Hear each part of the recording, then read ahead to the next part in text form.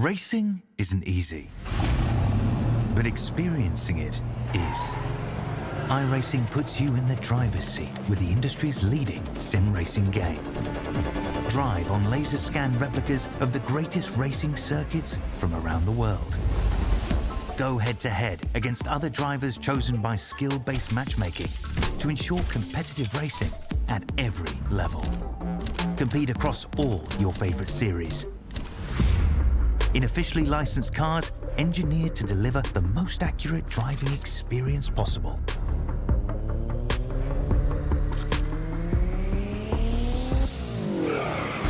Join a race or host your own with players from across the globe. Race against the computer or in a league with friends. Feel the thrill behind the wheel. Visit iRacing.com. JS Racing. We're in the game.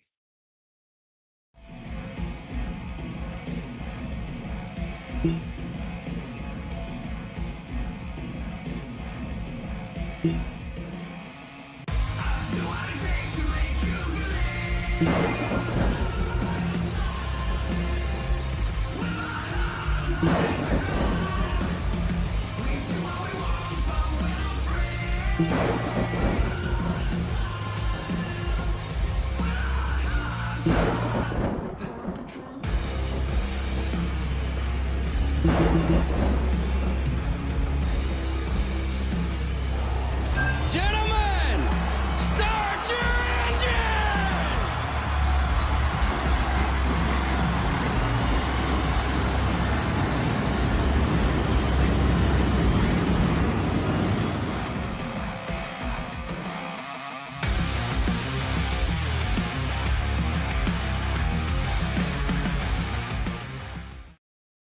So Chapman's been around for 32, almost 33 years. You know, it's a great company. We've built it from 10 people not all that long ago to 32 people today. We continue to grow. We're hiring people all the time.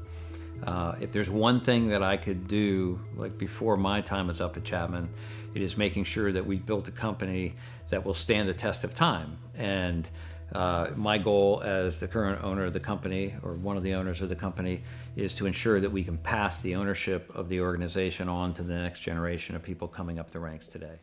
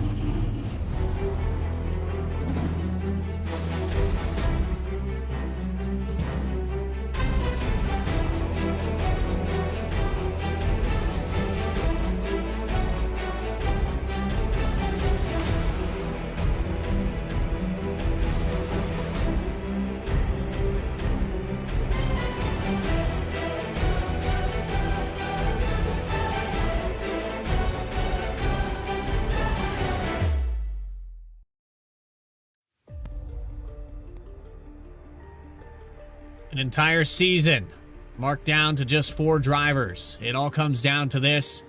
The action, the wins, the points. It means nothing now. It's who finishes the best. And who's going to be the best? Will it be 5 in a row for Rob Rader? Will we see a new champion with a dominant season? The 9 looking to do that with Jeremy Burns. Live here tonight from Phoenix Raceway. It's the Chapman Environmental Services Cup Series live on V-Speed. Championship night, home of the NASCAR Championship at Phoenix Raceway, and I'm Bradley Cooper alongside Alex Gagnon. Alex, Phoenix has been the home now to the championship for about half a decade, and you know, I think it's a pretty good venue. This racetrack definitely produces a different style of racing, and it's hot and slick out here tonight. Yeah, it certainly is. This is a pretty tricky racetrack, of course. They really came here for the opportunities to go crazy on the restarts, which we will see here tonight. The dog leg giving opportunities to really stretch the racetrack going into turn one. But this place is not easy to navigate. Pretty flat banking, only 11 degrees of banking in the corners. And that is really going to be a situation where we could see some folks get on the throttle too fast and potentially loop the back end of the car around here tonight trying to get back on the gas. This place feels bigger than it actually is because you can't always have the throttle down, and that makes it a really unique challenge here for what will be the final race of this season. And looking back here at the points, this is after last week at Martinsville. So the top four here with Rob Rader, Trevor Keith, Carter Lenz, and Jeremy Burns. 2 points separated Dakota Floyd and Jeremy Burns. And you think back to the 10 wins that Jeremy had in the regular season onto the championship. And then, you go to that last 3 races. Las Vegas almost hurt him. Yeah, it was almost a real detriment. He was able to sneak his way in, which is a weird way to phrase it after how dominant his regular season was, but there's no really better way to put it. 9 wins in the opening 26 races, only 1 in the past 9. So really a circumstance here where at this point you can kind of put all that behind you, and one good run could salvage the season for any of these 4, Rader, Keith, Lenz, or Burns. And we're going to start by bringing up the driver of the number 9, and this is Jeremy Burns. Alex Gagman's caught up with him. Hey there, Jeremy. Getting ready here for championship night at Phoenix. Big question is, how are you feeling going into the final race of the season here? Feel pretty good. Ready to get underway. 156 laps to determine it, and just been waiting a long time for it. Certainly, and it's been quite the voyage to get here. You had a stellar regular season, bit of an up and down run through the playoffs, but you're here now, and for better or for worse, all of the previous record has been expunged. What's it going to take to get past that 53 of Rob Rader here tonight and dethrone him as the Chapman Cup Series champ? Just got to go out there and execute on all levels of the race, and, when comes time, just, be willing to use the fenders if need be. Alrighty, Jeremy, anyone you want to shout out before we get going here tonight? I got a whole list, but just shout out the family and friends, all the sponsors, Metroplex for being on the hood, and all the sponsors of the league. Alrighty, Jeremy, thanks for joining us. Best of luck here tonight. Thank you. There you have it. There's Jeremy Burns in the number 9. Next driver we're going to pull up in here is going to be Carter Lenz in the 66. Now, Carter, you're starting off this week with kind of a monkey off your back. You got some wins here in the postseason and regular season. You've started to really put together some consistent finishes, and you've been running up front. So how's your confidence level coming into tonight? Oh, coming into tonight, seeing already here going into the start of this race, it's going to be a tight field up there in the front. Jeremy had a little bit of a slide, it looked like, there in qualifying. Basically, it's just going to be keep my head down and look forward and try and keep those 3 other guys behind me. Yeah, and the stage going to be important as well. Any strategy that you might have in mind? I know the fuel window a little bit past that stage mark. Yeah, no, stage, really stage points. I don't think they're really going to factor in for the 4 of us. So basically just making sure I'm ahead of them at the stage and keeping that same pace all the way to the finish line. Well, good luck out there tonight, Carter. I know you've got a list of people that back you up. Anybody you want to shout out real quick before we let you go? I want to shout out all my friends and family that are watching. I know there's a lot of them right now. So hello, everyone. Thank you for watching. Thank you for being on the journey all the way to here tonight. Hopefully I can pull this off, pull the championship tonight for you guys. Good luck out there. You're going to be coming in 3rd in points, and we'll see how it goes. Thank you. Keeping your head down and staying focused, that's probably 50% of it, but hoping that everything around you stays sane. And I know some of these guys that are outside of this championship Final Four are definitely looking to get a victory. You've got Tyler Harrison was looking fast in practice. He just missed the cutoff mark there. But Alex, you've caught up with the driver of the 15, Trevor Keith. Yeah, Trevor, we're getting ready here to go racing for the last time. You find yourself in the championship 4 after what you've described as a challenging regular season. You've put it together at the right time to get to this point. Kind of had the inadvertent win at Talladega. Still was a good point today, but you find yourself here now with the opportunity to play spoiler to the rest of these guys. What's your mindset coming into tonight? Oh, I mean, that's it. Play spoiler. No mistakes. No mistakes down pit road. Can't wreck myself. Can't do anything like that. You got to have no mistakes to beat Rob and Jeremy and Carter. Definitely here because Carter's fast, Rob's fast, Jeremy's faster. And he wasn't qualifying. I know that for sure. So it's gonna take a full effort tonight. Well, you look pretty fast out there yourself at the moment. Qualified, I believe, in the 5th spot here. Pretty decent starting position. What are you liking? What are you not liking as far as running the track here tonight at Phoenix? A lot of grip. I wish it was a little hotter. I practiced on a little bit hotter tracks. We will adjust though. We'll figure it out. All righty. Well, Trevor, anyone you want to shout out before we get rocking and rolling here? Yeah, shout out you guys. You guys do a great job. The other 3, Carter, Rob, and Jeremy. Fun season. And then all the league sponsors and KSX Racing Graphics, and maybe we'll get a pit barrel today. Who knows? Hopefully not. Maybe. Me. Bad omen there. We'll see. Trevor Keith, best of luck here tonight. Thank you. All right, and that is Trevor Keith, the 3rd driver of our Championship 4 here tonight. And finally, we bring in the driver that's 4-time. Will it be 5-time in a row? It's Rob Rader. They're already starting a hashtag in the chat. Anybody but Rob. Anyone but Rob is what they're popping up right now. And is that going to fuel your drive here tonight to make it 5 in a row? I like it, man. It's kind of like a little Denny Hamlin thing, you know? Give me give me the people rooting against me, you know? That's fine. Well, Snails is definitely not on your team, but you know you've got a lot of Burns fans in the chat every single week, and I know with playing spoiler, I know that you had a little bit of a rough season, average finish somewhere around 14.5, but you got the victories, you turned up the heat when you needed to most. You've been leading the most laps every race. It's just getting those finishes, and Phoenix was one of those racetracks last year that you were able to pull things off. Is it going to be a repeat? I hope so.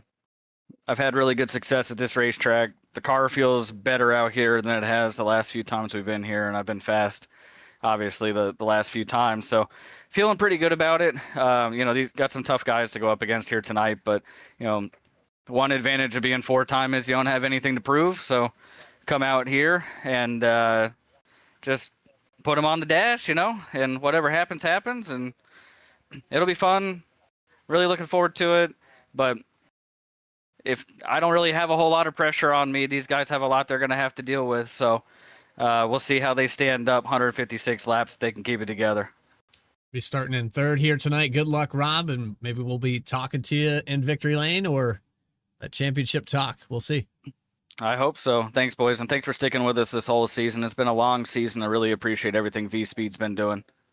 We appreciate you as well. Thanks for having us back, and I believe it's our 3rd season here with Rob Rader, and we'll drop him in the Infield Care Center. I don't know exactly which Discord which Discord do I need to send you to? Sorry about that, Rob. Yeah, shoot me to the EXR Discord, please.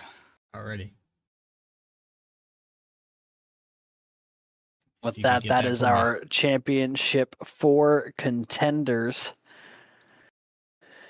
There we go. Got him to the right place. With that, we got about 1 to go till they take the green flag, Bradley. Best time in the world, probably, to take a quick look at tonight's Coastal Financial Pole Award winner. It's Tyler Harrison in the 45. Missed on that championship hunt tonight, but he is your Coastal Financial Pole Award winner. Congrats to Harrison in the 45.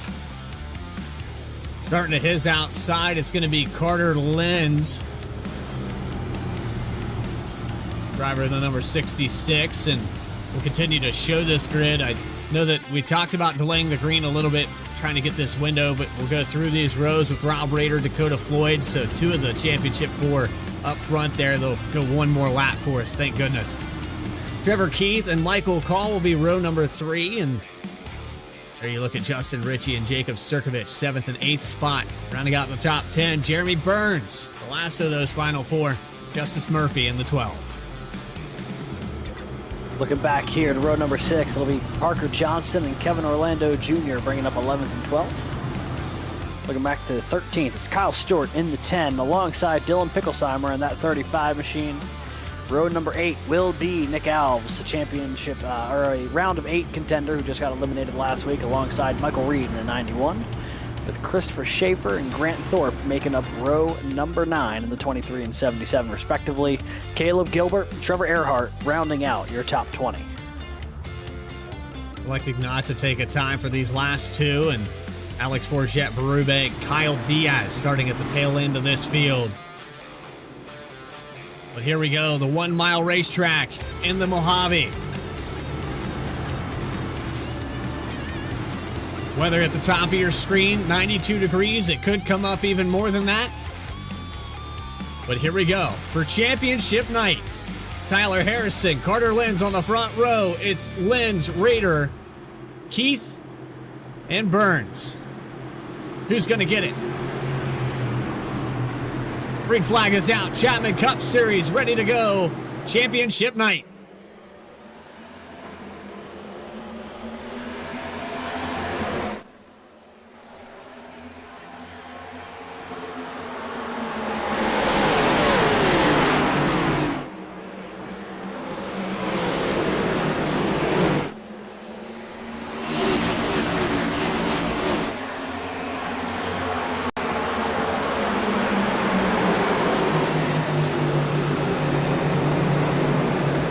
Already a lap led from third position. Got to the inside of Tyler Harrison. Rob Rader takes over the top spot, but he's got Trevor Keith trailing as we look 3 wide. They were leaning on each other into turn 1. Yeah, that they were. Trevor Keith going to slide right in there. Nice little move to grab second away from Harrison. Lenz and Harrison now battling for third as the 66 will launch it to the outside here. And 3 of the championship 4 contenders have already gotten lined up. 1, 2, 3. Burns is up from 9th to 7th now, so everyone's starting to work their way to the front as far as that championship picture is concerned. As for the overall field, starting to get a little strung out here, a little still side by side through the corners. Then they hit the straightaways and things will start to single file out just a little bit here. You see the race analysis up on your screen. Staged tonight at lap 30 for this 156 lap race. 5 sets of tires available over the wall, and 50% fuel on the iRacing fixed setup as always. Cut things a little bit short there with those interviews, getting all these guys in here to talk to them. It kind of builds that animosity, that anticipation, and maybe it gives these guys a little anxiety, but it looked like tip-top shape for Rob Rader. He knew what he needed to do, and he got up there into clean air as soon as possible. Well, he was saying that he felt really confident coming into today, and that, he was saying that the pressure's on everybody else, not him. He's already done this before. He knows what he needs to do. And so far, that looks to be the case. He has set sail out at the front of this field here on lap number 5. On board with Carter Lenz, currently in this 3rd spot. You see Rader and Keith just ahead of him right now as they make their way into 3 and 4. Still have 150 miles left to go, though, and if you're Carter Lenz, this is where you want to be. Harrison from the pole back to 4th. And Jeremy Burns moving up some spots. 3 positions gained. He knows he needs to get up here. He started the furthest back of this championship 4 in 9th. Had a little slip up in qualifying, so he's had to work his way a little bit harder. Yeah, and he's starting to make some forward progress here. Just got around Michael Call about a lap or so ago. Now looking to the back bumper of Dakota Floyd, who was right a part of this group till the very end last week. You see Burns is on board here. Very focused, very dialed in at the moment. He's just trying to work his way through the field in this early going and try to get up to those other 3 before we hit the stage. You have a driver just in front of him that missed the championship final 4 by 2 points. That's Dakota Floyd running top 5 right now. We talk all about the top 4 in points, but we don't talk about the rest of these guys that can play spoiler. They could go up here and get a victory late in the season, and if there's anybody that I feel like deserves it, it would be the 57 of Floyd. He's shown speed, he's been consistent, a lot of top 5s, a lot of top 10s, a lot of podiums, but just hasn't had that magic to seal the deal. He's made gutsy strategy calls, he's tried to diversify his racetracks that he performs well at, and he's come a long way, but still all elusive here for the 57 to victory lane. Yeah, and if you were to add one other name to that list, it's the other guy who got narrowly eliminated last week. That's the 45 with Tyler Harrison just in front of him. Also looking to play spoiler tonight and pick up that first win of the season. That's been rather elusive for both him and Dakota Floyd. So very much in the mix right now. The 45 and the 57 run 4th and 5th as they go. And very much, they're going to be respectful, I'm sure, of these Championship 4 contenders, but that doesn't mean they're going to just sit back and let them drive away from them. I have no doubt they're going to be in the mix all evening long. Last time by the lap times on the left-hand side of your screen, you can see the difference that Clean Air makes. Rob Rader able to run a little bit deeper into the entries and get back on the throttle a little bit earlier for the exits. And he picks up about a 10th on Trevor Keith. You can watch him cut this dog leg all the way down to the pit road exit. Made about half a car length up there to the 66 going in the 1. Worked his way up the track just a little bit on board here with Harrison trying to reel in the 66 if he can. A little easier said than done at the moment. Everyone kind of fighting through that dirty air when everyone's having those tires start to go away. Oh, Grant Thorpe a little sideways here coming off of turn 4. I think he got tagged by Kyle Stewart. They stay green, but the two of them losing a ton of track position. Launch right here into 3. There's the contact. Stewart moves up the racetrack a little bit. 77, great save and a great job by everyone behind to avoid it. We watched the 35 of Picklesheimer. I think we'll take a quick on board with him. Yeah, that was quick thinking here from Picklesheimer. You see this happening in front of him. And just as the 77's coming down the racetrack, you see he snaps up to the middle lane, able to avoid it. Lost a couple of positions in doing so, but kept all the fenders on it, kept it in one piece, and continues the forge on here in the 18th position. Take a look at Michael Reed, currently racing for the 11th position with Parker Johnston, and Michael Reed apparently lost the sponsorship this week, so if you'd like to put an ad on the 91, a lot of real estate on that all-white Chevrolet. Yeah, he's in a good little battle here with Parker Johnson, trying to take that spot away through the dog leg in the 1. Looks like he's going to have it for now. He'll drift up in front of the 48. And now the 91 firmly in 11th here, trying to track down Sergovich as they are 3 wide in front of him for 8th. It's Justice Murphy. Justin Ritchie and the 89 of Michael Call on the outside. I think Call got a little bit tight there on the entry of 1 and 2, went out wide, and Murphy took advantage of it. Ritchie was able to drive down on the apron. There's the different lines through this flat part of the racetrack. I've compared this before, Alex, and I think you agreed with me. It's a miniature Pocono, the way you get around this place. 3 different corners for the most part. Yeah, and much like Pocono, not particularly high banked either. So there's a lot of comparisons to be had here. If you just chopped off about 60% of the length of Pocono and made it Phoenix. This place notably small as you don't have those high speeds and the heavy braking, you necessarily would see with the Pocono, but you still have a lot of really technical corners here in Phoenix that can give drivers fits if they're not prepared for what they're going to tackle. Right now, though, it seems like everyone doing a pretty decent job, especially that man right there, Rob Rader, starting to open up the gap a little bit. Another 10th quicker that time by over Trevor Keith. And he is starting to extend that lead, now 9/10 of a second over the 15. Halfway through stage number 1, coming off of turns 3 and 4, and that's another thing that confuses me, and I still to this day, the old configuration of Phoenix and everything flip-flopping. So if I occasionally call turns 1 and 2, 3 and 4, it's because I'm used to the old early 2000s setup of this racetrack where the start-finish line was technically the backstretch now.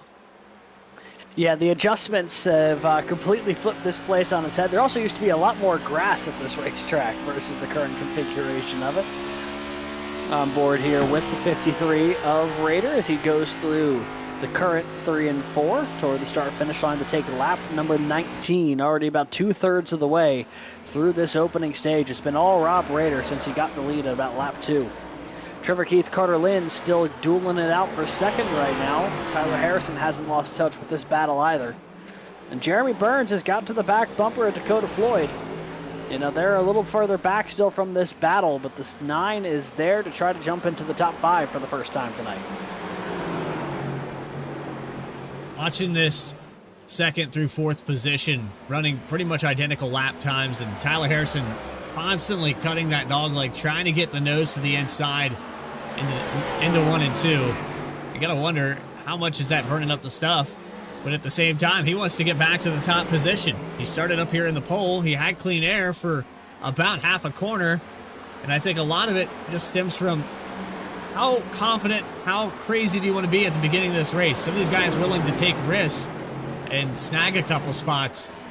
But now this is where you probably want to dial things back and just wait it out to the end of the stage. I don't think you want to push too hard. And that's the thing, is like, you know, when everyone was bunched together, there's a good opportunity to try to make up some track position. Now 20 laps into the run, especially knowing that the stage will bring out the yellow in 10 laps from now, you're kind of in a spot of just really getting an understanding of your race car at the moment. And that's about the best thing you can do here. You might be able to pick off an odd car here or there, but by and large, you want to understand how your car is operating on a bit of a longer run here. 30 laps is a good enough time to really get an understanding of how the tires will fall off and how your car will adjust over the course of the run.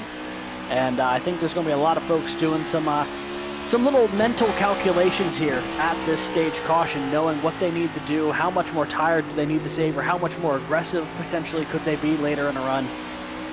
A lot of the feeling out process happening right now. I even mentioned it there with Trevor Keith. He talked about how he had practiced a lot hotter surface and track temperature and how he would need to adjust. It looks like he's adjusted enough to stay in this second spot, but has he adjusted enough to find that speed and get back that 1.3 seconds that Rob Rader is continuing to pull out in the lead?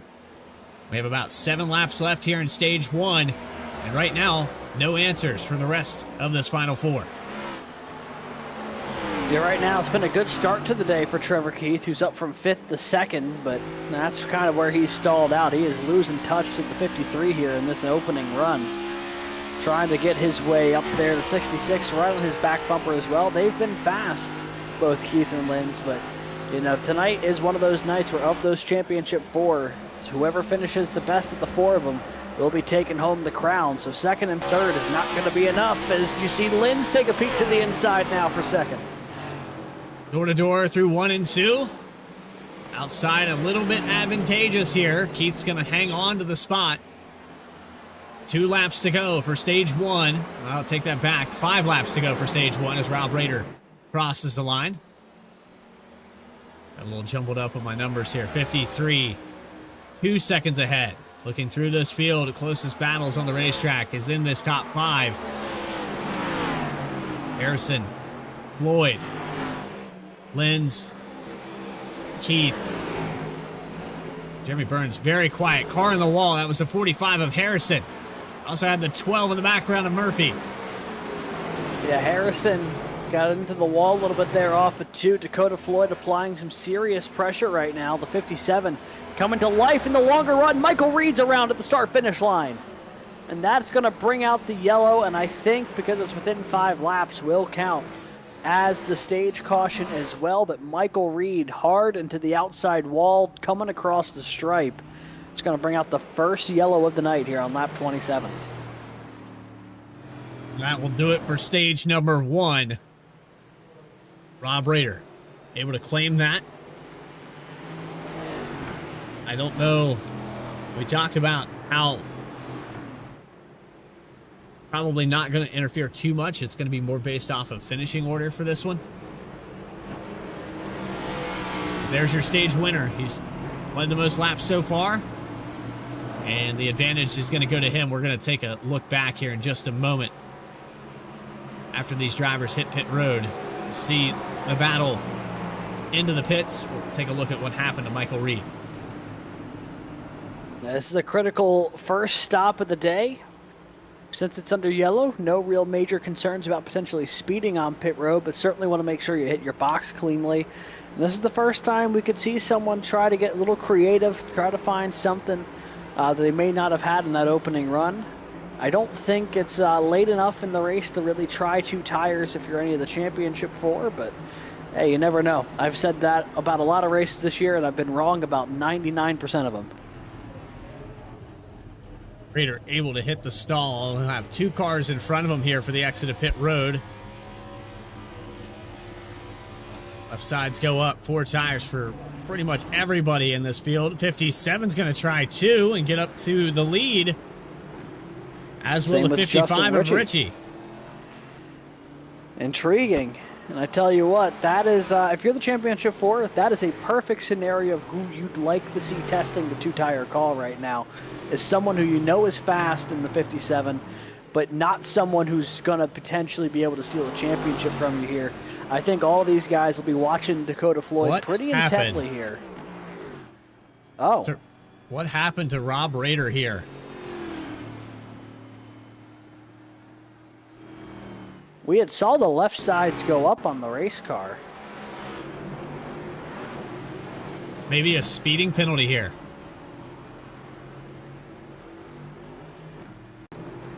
I didn't see anything officially come through. You know, you see the left sides are going to go down in the second after Floyd and Richie go on by.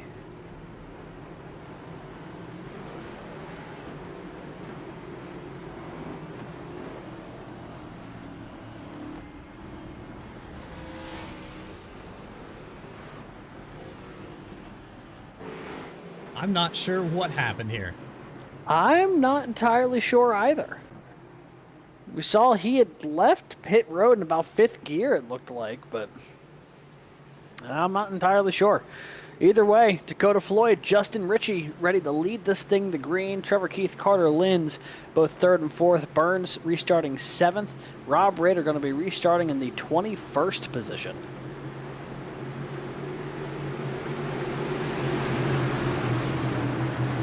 So, interesting change. An early stage, green flag is out. We're back underway, stage 2 of championship night. Looks like Dakota Floyd got down to the way pretty good. Trevor Keith immediately capitalizes to the inside of Justin Ritchie, the 55, trying to work the outside. He's going to be in a battle with Linz for 3rd as Rob Rader to the back bumper of Thorpe. Everyone trying to work their way forward when the track is hotly contested right now, and there's a lot of positions up for grabs. Linz to the inside of the 55 of Ritchie. 2 tires to call for those drivers. 57 going to lead some laps. You see the 55 slot in just in front of Harrison. You're watching back here with some 3 wide. Picklesheimer up the racetrack into the outside wall, across the nose of Sirkovich, and there's your championship hopeful just beside it. 4 wide, just behind him. Oh, and Alex Forget's car just got mashed. Looks like Sirkovich and Alves all got in there as well. Both ends of the race car, the 19, knocked in a little bit right now. Alex Forget, I'm sure, not thrilled about that. Rob Rader, though, already on the comeback path. He's already up to 10th and working here. Burns is in 7th. Keith sits 2nd with Linz 3rd. And they're both trying to reel in Dakota Floyd. Those 2 tires keeping him out front here for the opening couple laps. And remember, Linz had the speed there at the end of that 30-lap run. Got to about lap 27 before he started challenging for that 2nd spot. Floyd on 2 tires. Keith not able to get to his rear bumper right now. We'll have to wait and see how this goes 15, 20 laps from now. Yeah, it'll be very interesting to see who's going to be able to keep their tires on this race car the longest. And, you know, Rob Rader's been making up a ton of ground, but is he burning up some of his stuff, working his way back through this field? Oh, he's sideways, I think, in the background. Justice Murphy was a little bit around. It's the 12 who's still trying to catch it off of 2. Nearly got caught on the pit barrels. Looks like we stay green, but Justice Murphy slides all the way to the tail end of the field.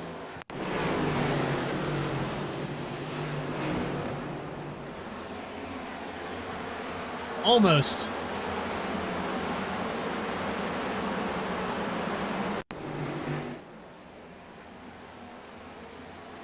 That's a close call there.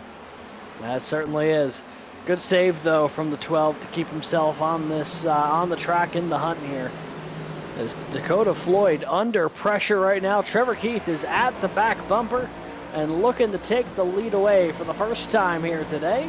Floyd trying to hold on to it for all it's worth, but the 15 looks to the outside here in 1 and 2. Taking the onboard back onto the 15 of Keith.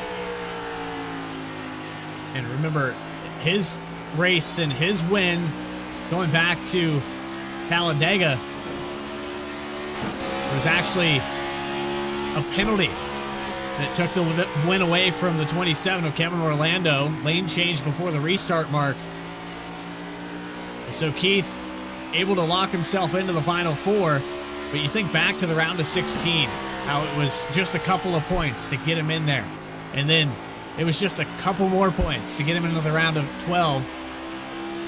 How crazy would it be for this driver to come out on top after all he's had to go through to even be here? Much like Rob Rader, Trevor Keith had a bit of a frustrating regular season. Trevor Keith, I don't even think, punched his ticket to the postseason until the last race of the regular season on points. And then we've seen the uptick in performance here these playoffs, an average finish of 12.7. He has not been all that bad. He's got a better average finish than Rader does, who was in the mid-14s. Trevor Keith has not been bad by any stretch of the imagination this year, especially in the postseason. But when you see some of the folks around him, it's been tough for him to really get up there and consistently battle for the wins. But right now, man, the practice he's been putting in looks to be paying off. He looks incredibly quick here today. Currently still in that second spot. Linz is third. Burns is now up to fifth, and Rob Rader has worked his way to seventh. So everyone's starting to meet each other once again up at the front of the field. I think a lot of the approach here in stage one for Jeremy Burns at least was, let's see how far we can push these tires. How can we save things for that long run? Races went green and field has spread out. But with that caution falling there on lap 27, might have thrown some of these guys off on the strategy. I don't know if they plan to pit at a certain lap based off of that stage break. You know, that coming about 3 laps sooner than it should have. You're going to have to go back to the drawing board a little bit, especially if you had a game plan coming into tonight. Yeah, with the fuel window being about 40 to 45 laps, I don't think there should have been too much of a concern with that caution coming out a couple laps early.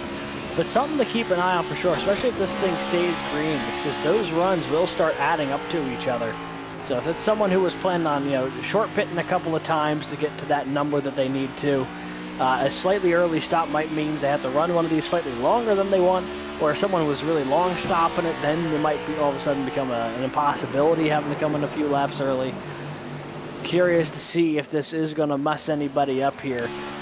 Reasonably speaking, though, I think everyone should be fine, but you just never know in a race that you're trying to consider every and all possibilities, especially if you're in these folks in the championship hunt. Because not only are you trying to keep an eye on your own race, but loosely you're trying to keep an eye on the other three as well to make sure you're doing what you need to do to stay out in front of those other 3 contenders. Watching this top 3 stay within half a second of one another. Carter Linz 2/10 back from Trevor Keith, Dakota Floyd on 2 tires, making it work. And again, this goes back to all the strategy calls that he's made prior this season. He's shown his hand a little too early with 2 tires. I think this time he's a little bit better off. He could afford to take 4 on the next stop, and then maybe for the last stop, take 2 again. Based off of his speed and that dirty air, I think he's definitely got the handling and the touch to win this race with just 2 tires at the end.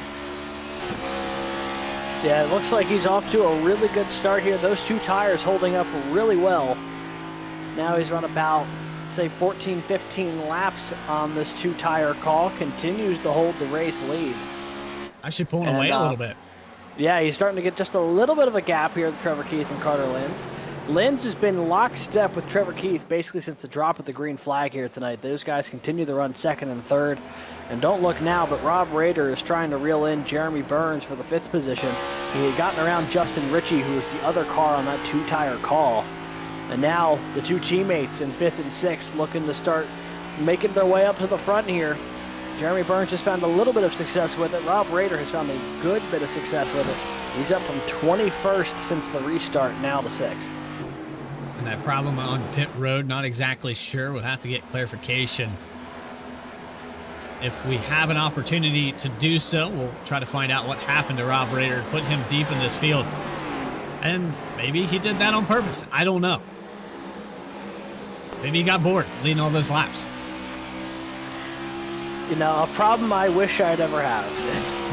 Or leading too many laps in the race. But realistically, who knows? Maybe it was an equipment thing. Who's to say? What we do know, though, is that he is there for 5th right now. He is knocking on the door. Jeremy Burns gets lower in the dog leg. Works his way maybe to the inside here in 1 and 2. Down on the apron, splitting it a little bit. He's going to be right there as they make their way off the corner. Made that work earlier when he came from about 17th up to 12th. Went all the way down on the apron, took him 3 wide. Got that almost 4-for-1 special coming through the corner, and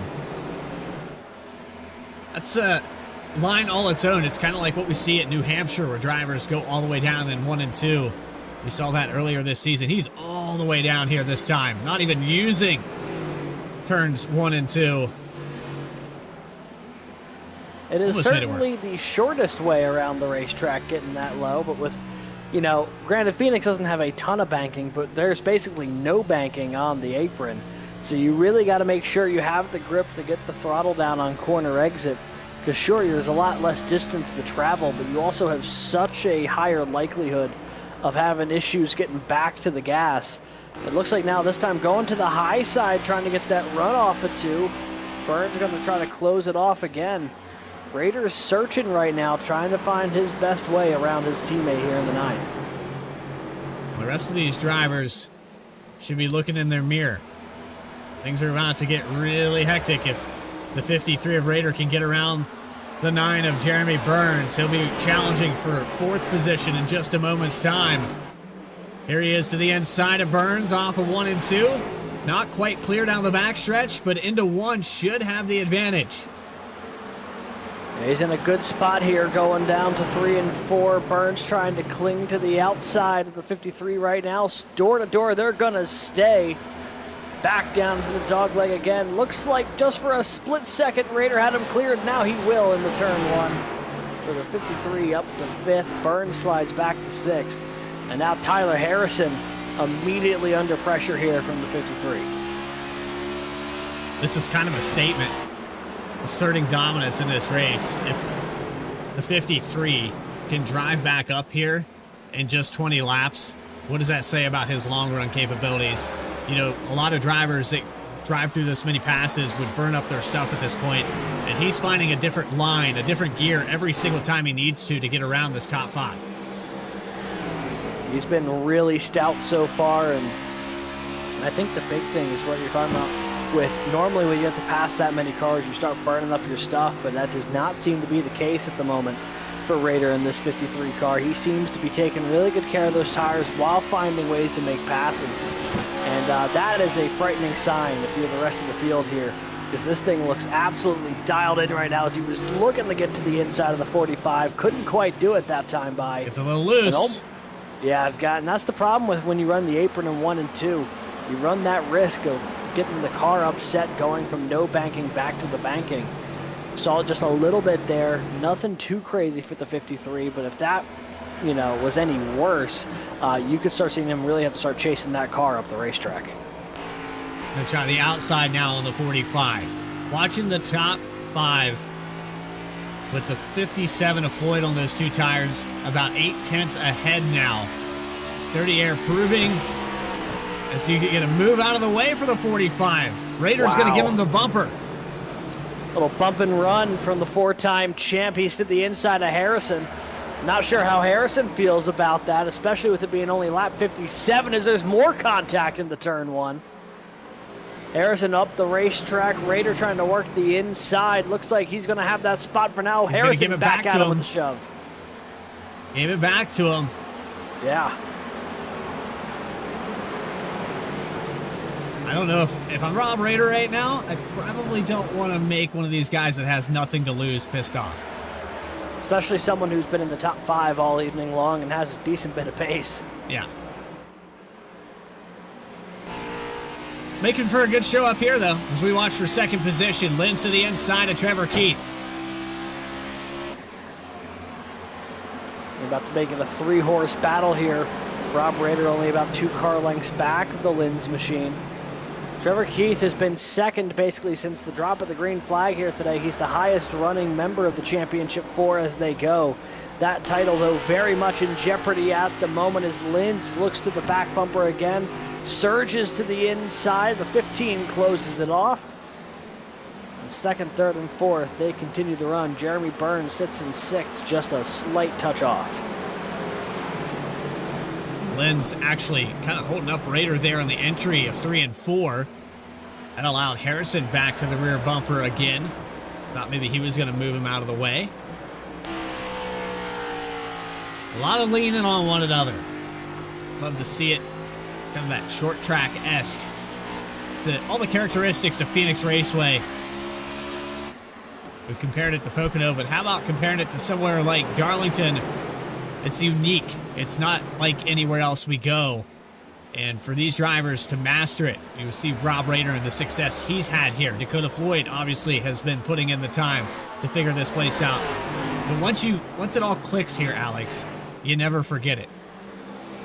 No, certainly not. That's why Raider's been as good as he's been here. And that's part of the reason why he's been a 4-time champ. You know, this track has been the championship site for the past couple of years, and he has found such a way to get around here where it really makes him formidable every time they come to this racetrack. As now Linz maybe going to get to the outside of Keith going into 1 and 2. This could be what he needs. Trevor Keith going to pull out just a little bit ahead, block that gap off. If I'm Carter Linz, I'm debating how impatient I'm going to be here because Rob Raider is there. And yeah, now Linz right back to the attack in the 3. Oh, Trevor Erhardt around at 1 and 2. Caution's out here on lap 62. Just as we were seeing a pass for second, and Linz is going to take that spot away. We never did go back and take a look at what happened to Michael Reed, so we're going to take this quick break and take a look at what happened to Trevor Erhardt, and then we'll try to go back and find out what happened to the 91 that brought out our first caution of the night. Here's a look what happened to the 41 going into 1 and 2. And it looks like the 10 car. Like, yeah, just a little bit of help from Kyle Stewart. Whole field also making their way down pit road now, so looks like another 30-lap stint or so that leads to a full cycle of coming down for fuel and for tires from the field. Could not have come at a better time for this lead group, who were only about 10 laps away from having to come down under green. You're going to see 4 tires guaranteed on the 57, but do you see 2 tires on the rest of these top 10 cars? I don't know. That's what I was talking about, where the 57 might have showed his hand a little too early. 27 of Kevin Orlando down and away. 89 of Michael Call down and out. So a couple positions gained for 27. Is going to gain probably 7 spots on this one. That was a big jump there. Floyd, Linz, Raider, and then Keith. And you'll see Rob Raider is past Trevor Keith here on pit road. Trevor Keith was pulling out to the the exit lane of pit road, as it were. Rob Raider, because there's no collision physics in the pit stalls, just drove straight through the pit stalls and out because he was within 3 stalls at the exit. And not having to make that turn out to the exit lane seemed to be the difference maker in getting him out in front of the 15 there. So we're going to try and find what happened. This is way back in time to lap 27. There's a car in the wall. I believe that was the 89, who's now your leader. There's the 91 going into 3 and 4. They're 3 wide. Call comes down, touching the apron. 91 around, outside wall. And there's what brought out our first yellow to end stage 1. Since then, he's gotten a little bit of that damage repaired, but a change here in the top 2 spots. Some 2-tire calls from Michael Call and Kevin Orlando. They saw how well it worked for Dakota Floyd, and Floyd back to 3rd now after leading a lot of laps there on that stint. I believe he tied Rob Raider for laps led just now. 35 laps led, and I think Raider sitting back at 28, so now the most laps led for the 57. Yeah, similarly length stints, though, as the green goes out. And Michael Call going to lead him through the dog leg into 1 and 2. Things already getting wild behind him. 3 wide for second. Floyd putting on the pressure to Orlando. 53 of Raider down low. Orlando in the middle. Lynn's on the outside.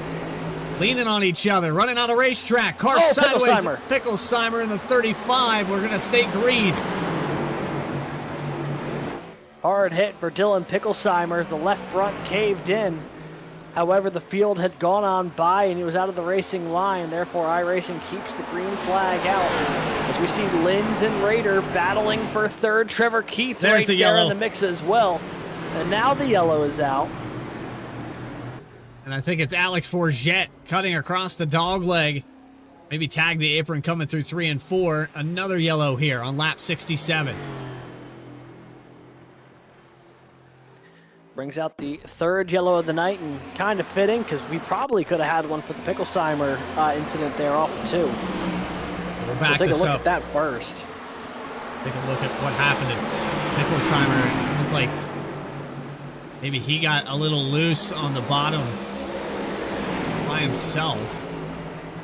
Yeah, just kind of lost it trying to get back to the throttle. But that was ultimately not what brought out the yellow. What brought out the yellow here was the 19 of Alex Forget. You're going to see them make their way into the dog leg here, and he just lost it as well off of 4. Tried to lock it down several times, but eventually loops it around, facing the wrong direction, enough to trigger our third caution of the night. 2 lead changes, and got some cars coming down pit road to top off of fuel. Justin Ritchie also into the pits. A little bit of strategy being played here on lap 68, but Michael Call will be your leader for this next restart. We're going to take a quick break here on V-Speed. Championship night, the final 4, with Linz, Raider, Keith, and Burns. Back with more of the Chapman Cup Series right after this.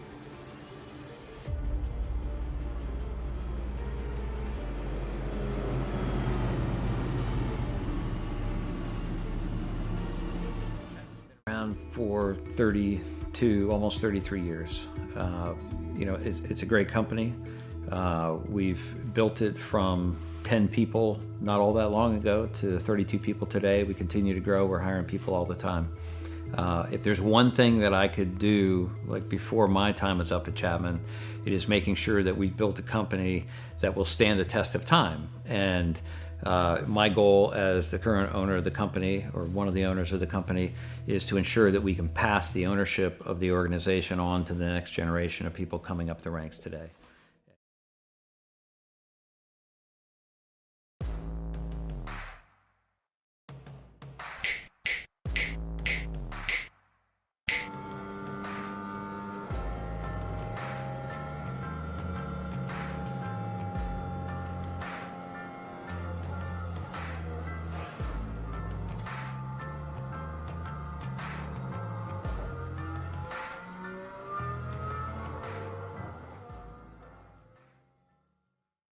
One area of our business where we impact the local communities pretty heavily is the school systems.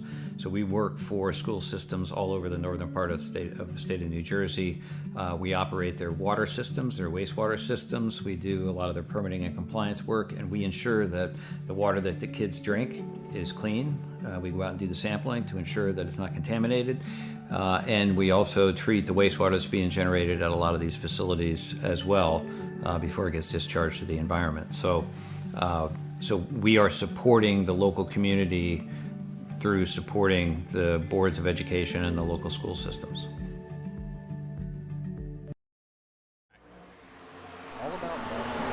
Coming back to the chaos that is Phoenix. As you watch that restart right there, 3 wide coming out of the dog leg. We've seen it a couple times as we watch Rob Raider to the inside of Linz. 3 out of the 4 of your championship final 4. Now in the top 5, 57 gets moved. That was Dakota Floyd, who was sideways. Oh, and Christopher Schaefer around as well. That's going to bring out the 4th yellow of the night. I don't even think it was Floyd. I think it was actually for Schaefer, since Floyd was still technically behind him. What happened here? I think he got moved out of the way by somebody. Yeah, some contact there with Orlando. Slides him up the racetrack, and then just as he was getting back up to speed, I think Picklesheimer and Schaefer get into it off of 4. The 23 goes around. Doesn't make any contact with the wall, though. Has some left front damage, but that looks like it was already there. Oh, no, sorry, no contact with Picklesheimer. That was strictly trying to split the banked and non-banked part of the racetrack, and that typically does not pan out super well. 27 of Orlando was on 2 tires, but got back to the throttle, pushed up the racetrack into the left-hand side of the 57. And now for Dakota Floyd, it's back to the drawing board deep in this field. Remember, he was up leading this thing a moment ago, started in the 4th position, has been running top 5 pretty much all night long. Now back to 22nd.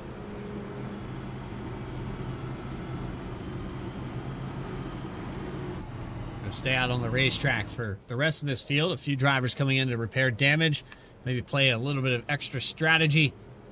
But it's Call, Lenz, Rader, Keith, and Harrison, the top 5. Orlando, who just made contact there in 6th spot. 7th for Jeremy Burns. What do you say? This is an opportunity. Why don't we pull in Rob Rader and try to find out what happened on pit road? Sure thing. Let me see if we can grab him here.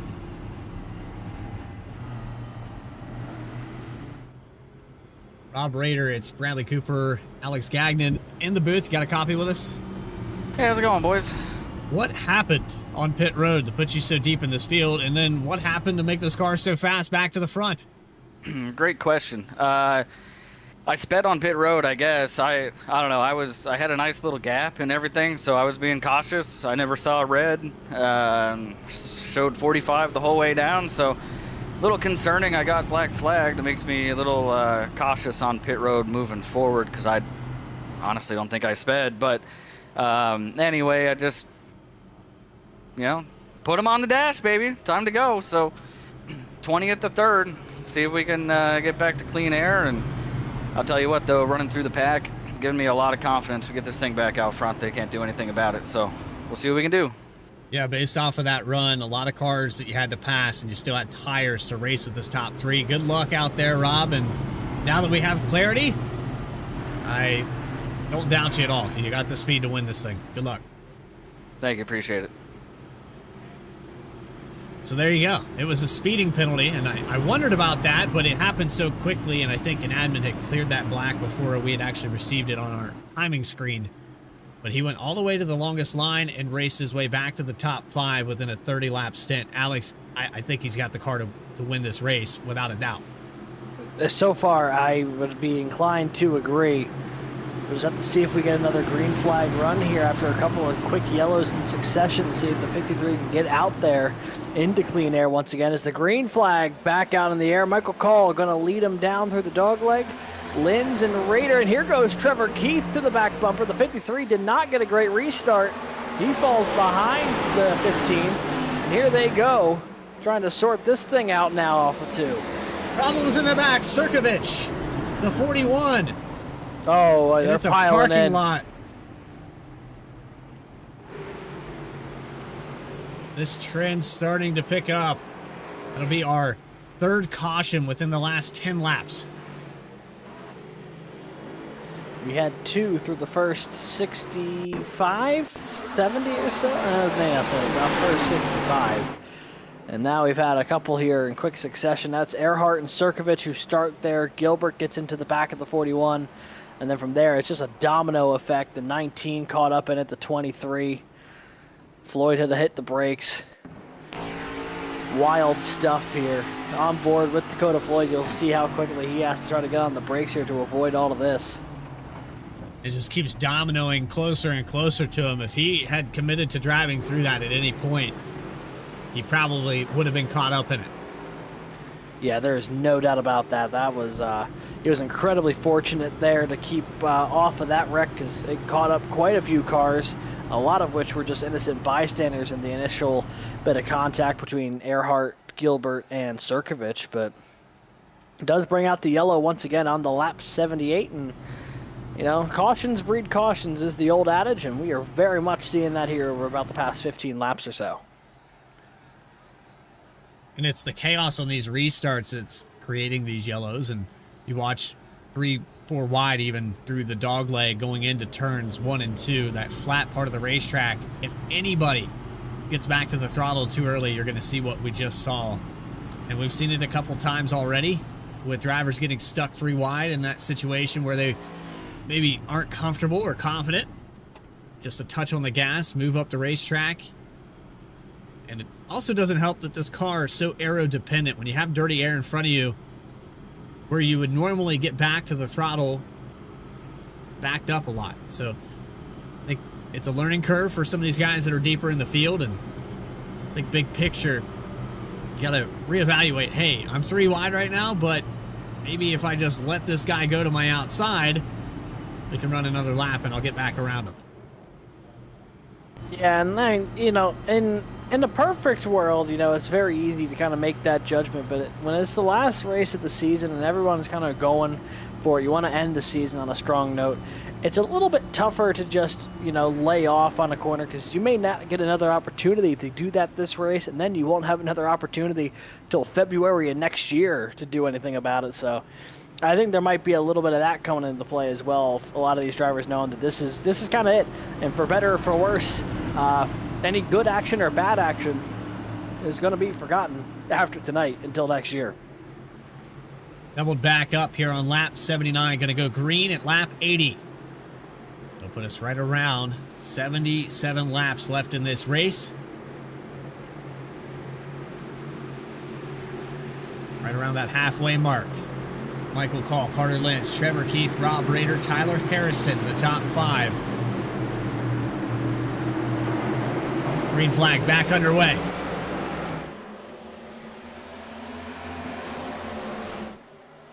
And look at the chaos again here through the dog leg into turn 1. We're going to do 3 wide again.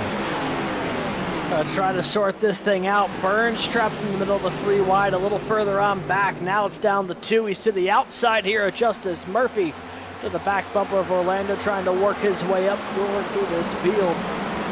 Linz, Keith, Rader sit 2, 3, 4, all in a line there, 2nd through 4th. They're all chasing Michael Call, though, through the dog leg. Easier said than done as they go in the 1.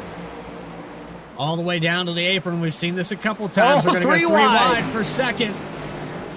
All the more Very close call. championship contenders. What a move from Keith.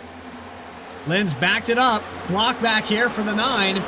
Justice Murphy dropped down in the backstretch. Burns still got to the outside. He's going to lean on him. It's getting physical there, just like it is up for 2nd. Trevor Keith has got a mirror full of the other 2 championship contenders right now. There is a lot to keep track of on this restart. And surprisingly, none of it is Michael Call, who's getting away here on fresh air, sorry. Keith under attack right now from Rob Rader. A little contact into 3. Here's Linz to the back bumper as well. Man, what a battle. Continuing on for 2nd spot. Michael Call pulling away a little bit as they battle side by side. Keith all the way up high. Rader has done a fantastic job on the low side of 1 and 2, and he clears for 2nd. Yeah, Trevor Keith thought about following him here in the 3. Looks like maybe a little tap. Got close. Got close. Looks like this will settle out just temporarily. Rader, Keith, Linz, 2nd, 3rd, and 4th. Now maybe Keith looking to the inside in 2. He's going to try to pull a Rob Rader here to the inside. Might just get it to work as well. Not quite clear yet, but a good move. Gets him back alongside. Some side drafting going on. Meanwhile, Kevin Orlando and Jeremy Burns, the subplot going on for 6th right now. That battle has continued to be forging on. The 27 and the 9 giving each other fits right now for that 6th spot. Keith not wanting to give up 2nd position. A crossover move here from Rob Rader. He's going to take it down to the apron. He gets a little bit loose. He loses ground. Keith holds on to it. Maybe a little bit of contact there with Linz as well, who works his way to the outside now, the 53 through 3 and 4. Is Linz going to be able to do anything with this run? Both of them go dog-legging just a little bit. The 53 goes far deeper into it. And looks like he'll hold on to the third spot for now, but Lynn's fighting back on the outside, trying to get there. Man, what a scrap. As it sits right now, Trevor Keith leading the top 4. He needs to get one more. I think that win would solidify this day. He's going to chase down Michael Call. It's 0.7 of a second, and that's how fast it happens here. Racing side by side for just a couple laps, and 2 tires able to pull out that far. Clean air. Dividends for the 89. Call continues to lead. Meanwhile, Jeremy Burns and Orlando make contact back there for 6th. That battle just was not going to end. Eventually, a little bit of contact between the two. The 27 clips the wall right to the back bumper. He's not happy about it. Can't say I blame him. Here we go in the 1 and 2. Looks like Burns is finally going to get a little bit of separation here from Orlando. 27 was not making that an easy pass, man. They were working for that spot right there for 6th. It's back to the drawing board here on lap 88. Now that the 53 doesn't have Carter Lenz on the back porch, he's going to try to get around Trevor Keith again. Through the dog leg, gets the nose just to the inside of the 15. He'll have to use the apron. Slides up the racetrack, leans on the door a little bit. Yeah, just the slightest bit of contact again off of 2. Side by side they go. Pair of Ford Mustangs nose to nose through 3 and 4. Raider to the inside, Trevor Keith up high. The 4-time champ versus the man who's looking for his first right now as they go in the 1 and 2. We're on board here with the 15. Maybe trying to set up a little over-under of his own. He gets to the inside now. Into the wall for Raider, just slightly. Great show here on lap 90. Far from over. We still have another round of pit stops we'll have to bring these cars down for. They've been out for quite a while. You know, the cautions in succession, a lot of these cars stayed out, so probably within the next 10 laps or so, you're going to see them file down pit road. They're going to try to stretch this run as far as they can. Raider finally able to clear, but he brushes the wall down the backstretch. They should be probably able to go a little bit more than 10 laps. They've got about 28 laps this time around on those tires and on that tank of fuel, which makes me think if the estimated window is about 40 to 45 laps, maybe they go 15. They're probably going to take this thing, though, as far as they can go. Because if this were to stay green, 2 full windows might just barely be enough. You might, it's tough, but you might be able to make it in one stop. There's your pole sitter coming back on offense. He's been quiet here for a few laps, got moved around by Rob Raider, had contact earlier with Orlando, and now to the inside of Lenz. It's Tyler Harrison in the 5th spot, looking for 4th. Harrison and Lenz door to door through 1 and 2. Barely any separation there. That's allowing Jeremy Burns to get into the picture a little bit as well. Looks like Orlando going to slide on, or sorry, not Orlando, Harrison going to slide on through for that spot. Lenz settles back now the 5th. Here's Jeremy Burns to the back bumper. Basically, since the drop of the green flag today outside of Raiders' back the front run, Burns has been the 4th of 4 of these championship contenders. He hasn't looked bad, but just has not had quite the same speed that the 15, the 66, and the 53 have had. Yeah, and that makes me wonder if he's just in ultra save mode, hoping this race goes green, maybe has long run pace. But I think that's slowly going out the window. I think now you got to start playing a little bit more aggressive. As you'll see a dive to the inside here. The 66 pushes up the racetrack a little bit. Can't get that pass off, and he'll stay in 6th. Yeah, settling in right now. Lenz 5th, Burns 6th. More battling back here. Grant Thorpe, Dakota Floyd getting physical through turn 2. Also, Johnston and Reed, the 91, doing a great job rebounding after that early incident. They've repaired that damage, and he has got a rocket ship under him again, fighting to try to break into the top 10 here. Gonna slide up to 10th position, has Johnston still on the outside. Not quite clear here off of 1 and 2. See if he can clear it going into 3 and 4, all the way to down to the bottom of the racetrack. Johnson going to pinch down on the entry and take a wide exit, so back to 11th for the 91.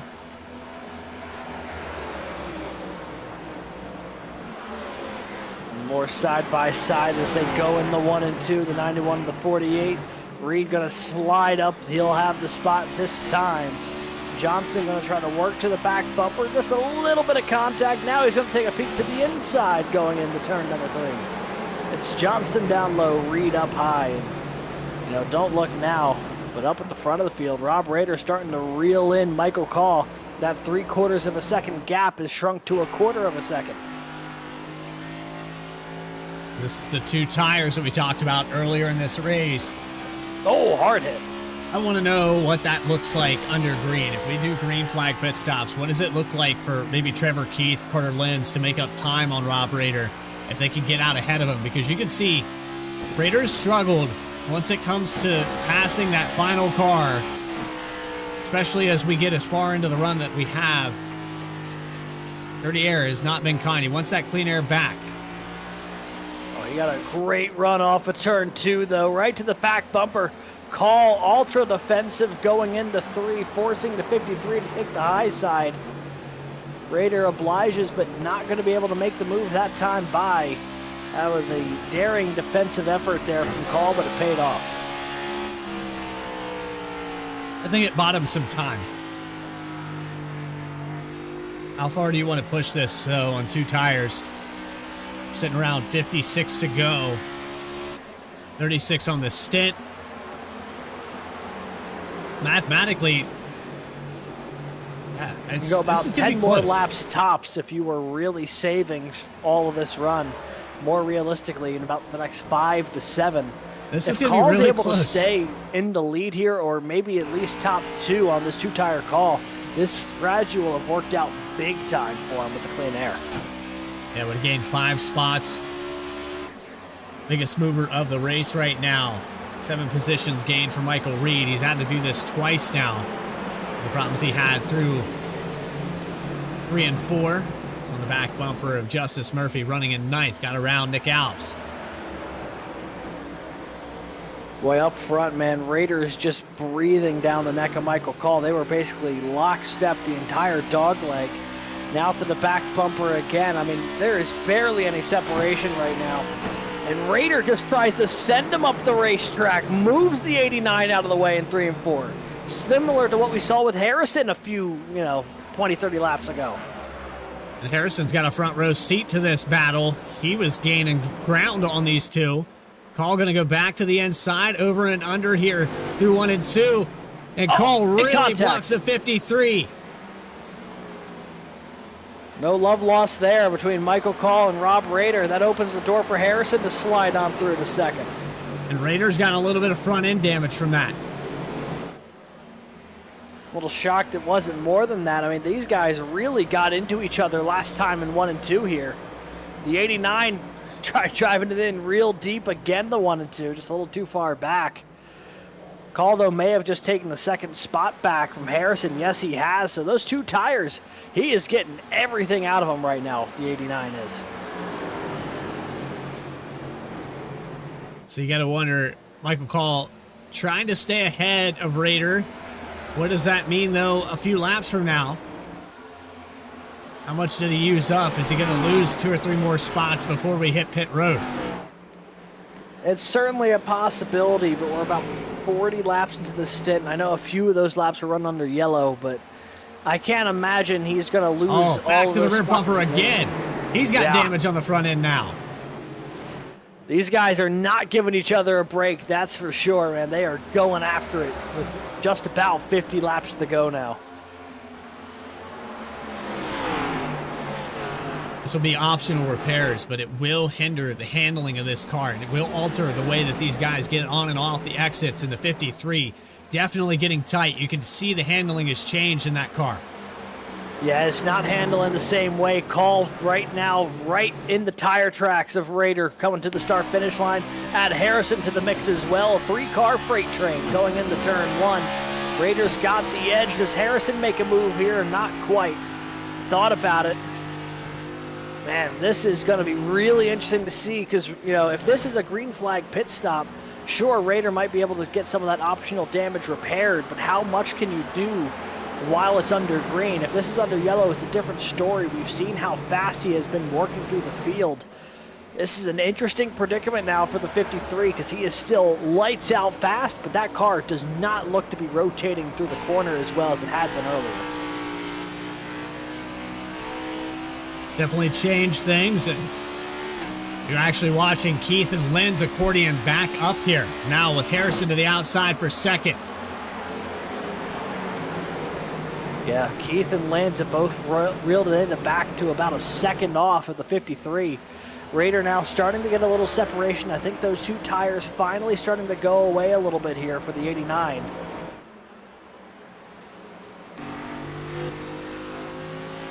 Fascinating stuff is now Harrison going to try to go onto the offensive here, down the back straightaway. Call settles into third. Keith and Lynn's within the second here. 5 cars about a second apart here in the top 5. It's about another second back to Burns in 6th, and he's got some company now from Michael Reed. That 91 has been one of the fastest cars on the racetrack here in this stint.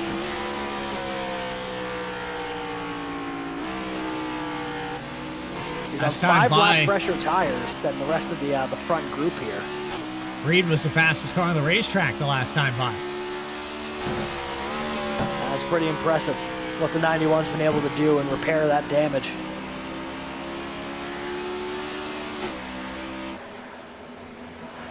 It's a pretty sizable gap back here to 6th position, 1.1 seconds to Carter Lenz, who's running in 5th spot just behind Trevor Keith. You have Rob Raider, and you could pretty much throw a blanket over top of this top 5. Starting accordion back together there for a moment, and I think we're about to see a battle for the lead just before pit stops. Yeah, you got Raider, you've got Harrison. Harrison just about 300ths off that last time by, getting stalled out just a little bit. Raider, once again, the fastest car on the racetrack that time, although Harrison and Reed ran about identical lap times to the 53.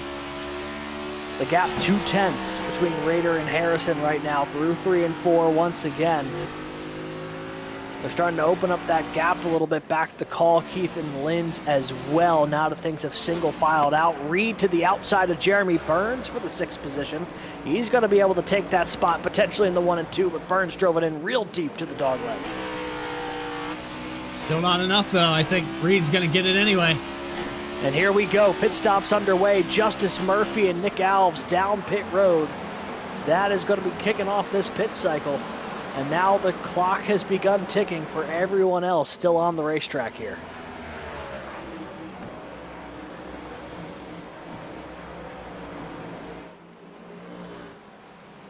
I like a two-tire call for any of these guys. You see, I believe that's Michael Call now coming to pit road.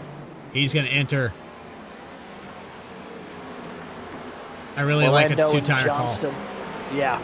If you had just taken 4 on the last stop, I think 2 might be it, because, boy, has that looked really good for Michael Call here, who was able to stay in the top 3 on that entire stint. He's probably going to have to take 4 since he took 2 the last time around, but curious to see how much longer everyone decides to stretch this thing out. When do you make your move? Burns to pit road, the first of the championship 4. He's there with Lynn's, so 2 of the 4. Down pit road, Trevor Keith stayed out that last time by, so did Raider. But Lynn's and Burns are going to get off cycle from the 53 and the 15. Huge opportunity. Right front damage on the 66 of Lynn's. Not sure where he got that, but he has buckled that right front fender. And that's going to hinder his handling here tonight. Oh, Justice Murphy sliding through the dogleg. And Raider and Keith down pit road with Harrison. We stay green. That was almost a incredible turn of events. However, we stay green, so this pit cycle is going to continue. And boy, yeah, the front end damage for Rob Raider. Boy, take a look at how caved in the front of that race car is. So I was watching there with the pit stops, and the 66 of Lynn's looks like maybe a two-tire call for him. 53 of Raider now into pit lane. He's going to take 4. Maybe he's thinking he needs to take 4 with a little bit of nose damage. Opportunity to maybe try to get a second or 2 of that repaired as well. Gets out there just about the same time as Trevor Keith, so they're down and away. And where do they cycle out here as Michael Reed comes down pit road now? So there is Rader, there is Keith, and up ahead of him, there's Linz. So Carter Linz with the 2-tire call got us some track position. Now is he going to be able to hold on to it is the question. Harrison also taking 2 tires as they go 3 wide with the 55 of Richie coming out of turns 3 and 4. Michael Reed going to finish his service. 66 of Lynch challenging for what would be the net race lead in just a moment.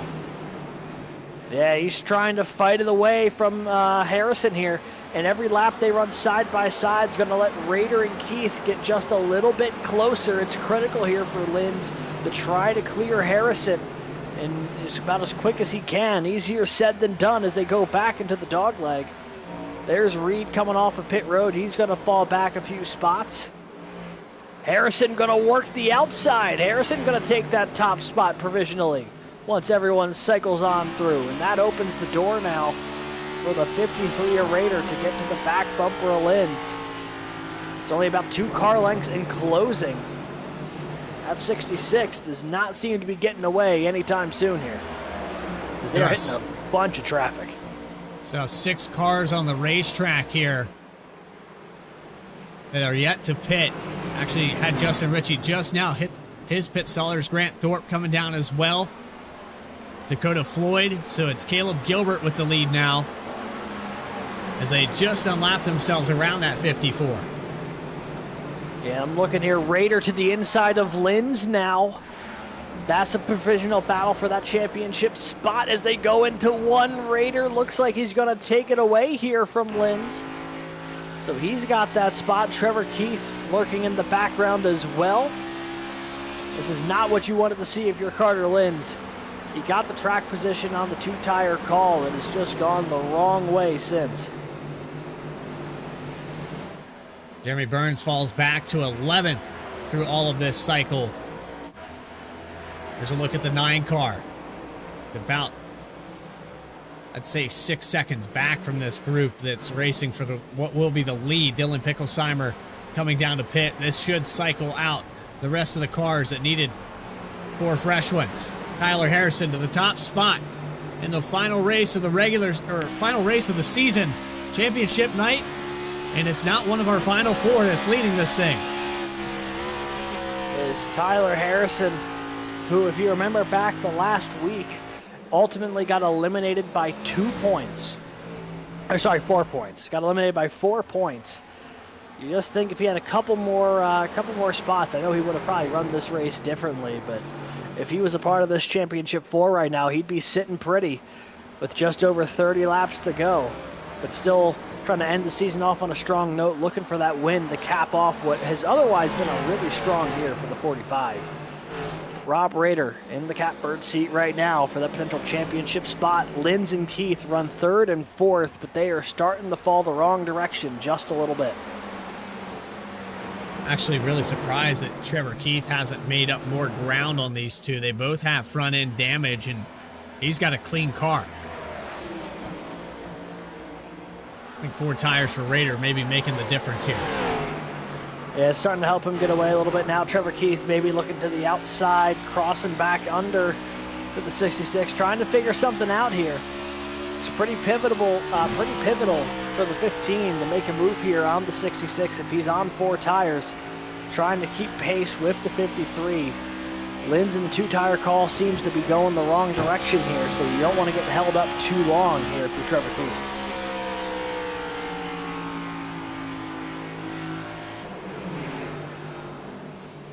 Linz taking away that exit line. You can see kind of dropping down low to keep that 15 from getting the over-under in 1 and 2. They're going to make a little bit of contact. They're really close here. They've got the 23 of Schaefer on the high line, cutting the dog leg.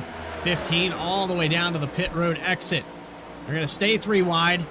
Linz has to check out of it, and the 15 gets by for 3rd. Yeah, he'll take that spot away, so the 15 clears. He's up to 3rd. He's about Call it about 8/10 back of Rob Rader right now in that championship hunt. Meanwhile, it's Tyler Harrison up front as we are on board with the 45. And 99% of a lap here as we go around this 1 mile oval. We actually started it a little bit before the start-finish line, but you can see the gap back here to the 53 of Rader riding on board with Harrison. It's about 7/10 of a second. Last time by, Rader a little bit slower, not by much. Harrison right now putting together some strong lap times. He just crossed the line there. 45, the pole sitter, finally in clean air really for the first time tonight, and it seems to be working wonders for that Toyota Camry. Last time around, Trevor Keith, 300ths faster than Rob Rader. Now that gap has come down to about 6/10 from about 8 when he got into third. Curious to see if Keith's going to be able to string together a run here. We know the 53 has a bit of front end damage that he was not able to prepare under the green flag pit stops. It'll be Rader 36 about to a go second here. off of Harrison. Yeah, he's making a little bit of time. Not a ton, but it was a little better this lap.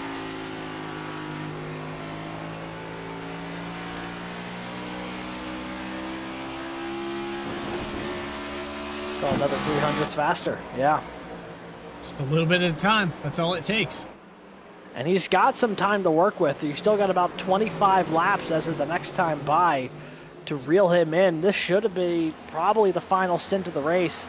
Everyone was able to stretch that a good bit, and it'll be about 40 laps on this set of tires when it's all said and done. So I think everyone can make it to the end. It's just a matter of continuing to put together fast laps as Keith again about 300-400ths faster that last time by. He's just chipping away at that deficit little by little. Jeremy Burns, don't look now, he ran basically the fastest lap on the track last time by. He's got a pretty big margin, though, of about 1.7 seconds to catch up to Carter Lentz, who's in the 4th position. He also has the 91 of Michael Reed, who has shown that speed as of late. Has 3 or 4 lap fresher tires than the 9, so he might be contesting for this top 5 in just a moment. Yeah, he is looking mighty strong at the moment, and you know that's one other thing to mention here with Burns is that, you know, while it won't be a huge factor, he is on 1 lap older tires than Keith or Rader, and that's just a slight little bit of deficit that he's going to be working against each and every lap here the rest of the way. On board with Trevor Keith, that distance is kind of stalled out a little bit. He's stuck about 6/10 back of the 53 right now. Rader, though, not really making any headway toward Harrison either. They're still about a second back. Losing ground to the lead, and it's going to come down to who's going to finish the best in this top 5 if it stays green. I think Harrison's going to continue to pull away from the rest of this group, and that clean air, we've seen it all night. He's got no traffic in front of him. Just about 20 laps to go. This is the perfect setting for Tyler Harrison to get his first win of the season.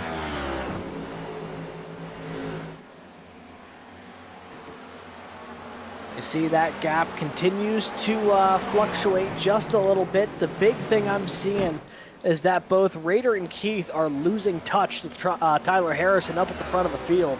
Harrison starting to pull away here. 20 laps to go next time by as we have some cars trying to work their way back to the field here. That's Dylan Picklesheimer in the 35, who is on significantly fresher tires but came down pit road later. Picklesheimer also the lead car 1 lap down. He's just trying to get his lap back here as he approaches Carter Lentz.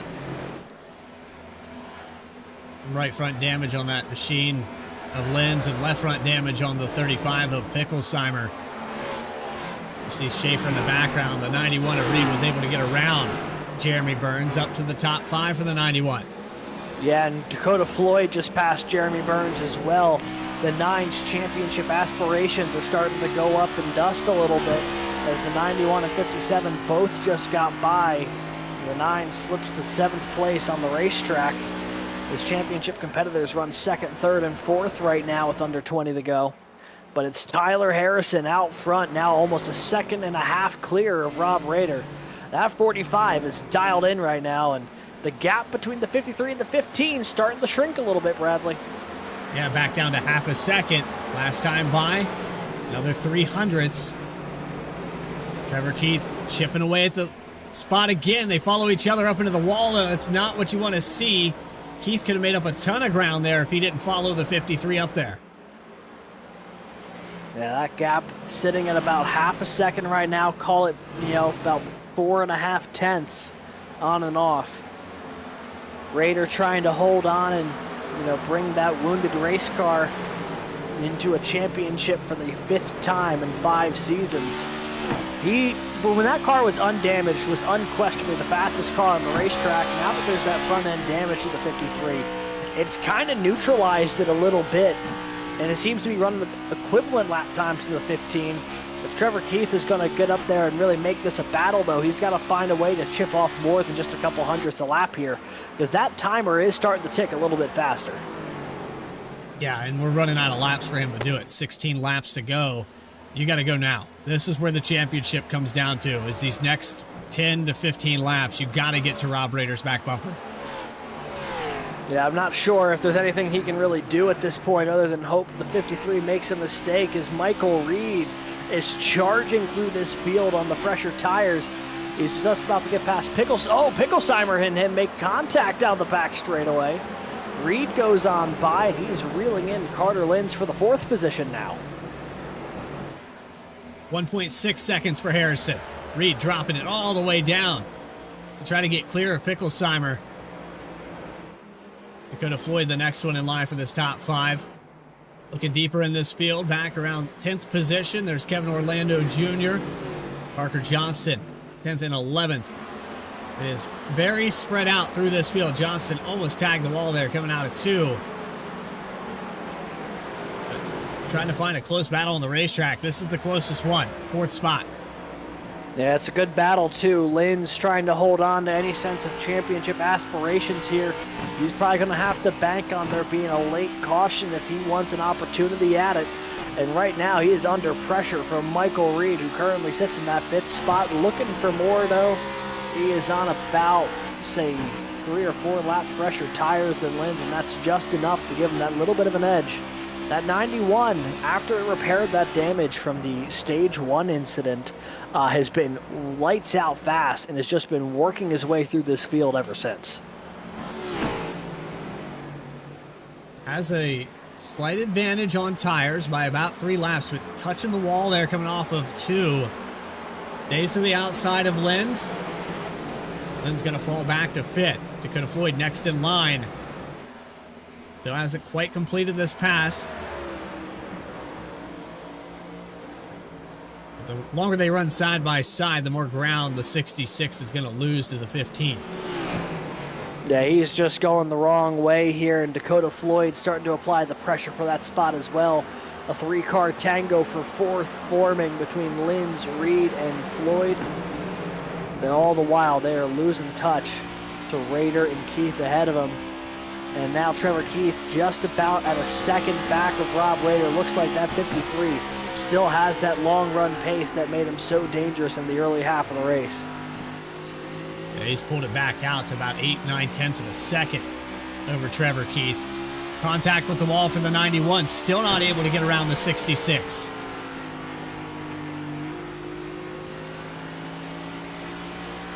And Dakota Floyd's on about 3 lap fresher tires than Reed, 6 lap fresher than Linz. So he also is feeling a bit of a sense of urgency here to try to go get these spots as they're 3 wide in turn 1. Look at this, Reed up high, Floyd down low, Linz trying to hold on in the middle. How's this going to work out? Works out just enough there. Floyd ends up getting one of those 2 spots he was trying to challenge for. Checking back up here with your championship. The 53 right now has it locked in by about 1 second ahead. And looking at the race win, Tyler Harrison, another zip code. He's been lights out in this last stop here, dude. He's just pulling away, now over 2 seconds clear of Rob Raider. Tyler Harrison stringing it together when it matters most here. You know, he was not able to buy a win earlier this year, despite how consistently he had been running top 5, top 10 week in and week out. And of course, the irony of going up to Phoenix for the last race of the season and finding yourself in position to win in a year where he just hasn't been able to buy one. I mean, the guy has 24 top 10s to his credit, and this might be win number 1 on the season in race 34 of the year. And in, dominant fashion. Started on the pole. He's led these last 28 laps. And I don't think anybody's going to contest it here for these final 6 to go. Rader 1 second ahead. Keith has it in front of him. He's got to find a full second to get up there and take this away from Rob Rader and make it his first time. Break the streak. Yeah, right now, though, that 2/10 a lap. Yeah, the 15 it does not seem like he's got the speed needed to go up there and challenge the 53 tonight. Even with the little bit of damage that Rader has, Trevor Keith has just been, it's been a second or third place car all evening long. It's been an incredible drive tonight for Trevor Keith. Just not quite going to be enough here over these last couple laps if this stays green. There's a look at Jeremy Burns. He's had speed here tonight, but not race-winning speed. He's been top 5, top 10, but a little bit off here tonight for Jeremy Burns. And kind of a shame because he had success at the regular season at this racetrack. You string together 10 wins in the season, 9 of those coming in the regular season. You have all those bonus points. And it's all negated down to Phoenix in the final race. 4 laps to go. And it continuing to trend in favor of 5 in a row for Rob Rader. Tell you what a drive it's been, though, tonight for Rob Rader. Led the opening, just about the opening 28 laps or so before the stage, and then had that issue on pit road, caught for speed and get sent to the back. And what a drive it was to get this track position back and even give himself a chance here to go after it. And, it may look to be 1 spot short of the race win, but he has done what he's needed to do and then some to put himself in this position with 3 laps to go. Not over yet. Still 3 laps left. We're going to get the 2 to go now. Harrison on cruise control. Rader kind of in the same boat, but can't give up yet. We could have a late caution. Throw everything out the window. But when we get to that white flag, Sunday. I think it's going to be official here. Yeah, here we go. Coming to the white flag this time, it's Tyler Harrison, who has just looked absolutely stellar in the closing part of this race. He will take the white flag, presented by Erhardt Homes. Love where you live. No one happier right now, I'm sure, than that man right there. He's going to lock in his first win of the season, coming in the last race of the season. But the big story coming into tonight wasn't just Tyler Harrison as Rob Rader hits the wall to finish that car off. It's Tyler Harrison getting the victory. Win here at Phoenix for the 45. First one of the year. And your champion 5 times in a row. Rob Rader in the 53 gets it done again. Tell you what, there is some happy folks here in the chat tonight celebrating Harrison's first win, but man, Rob Rader does what he does best at this racetrack, which is just go out there and dominate. Little tap there from the 15. Here comes the 66 as well. What a race it was, and just like that, man, what a season it's been. Crazy stuff. Harrison with the first win of the season. Rob Rader, 5-time now here after the second place finish. Everyone jumping in for a little photo here. A little podium photo action. What a night. We're going to burn it down on the front stretch with the 45.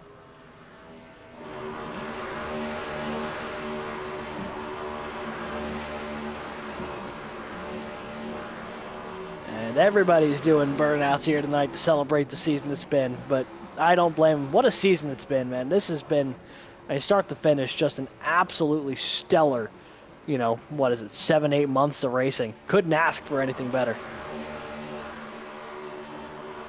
An excellent race with an excellent ending. A lot of action throughout these laps. 6 cautions, and we feather it out to finish under green with green flag pit stops. Tyler Harrison, again, victorious, and it's Rob Rader. 5 times, he's the champion, and he's going to bring it in to the infield and run over some pit barrels. Run over a couple of pit boxes as well. I think he's trying to find his way back there to the victory lane. There you go, Rob.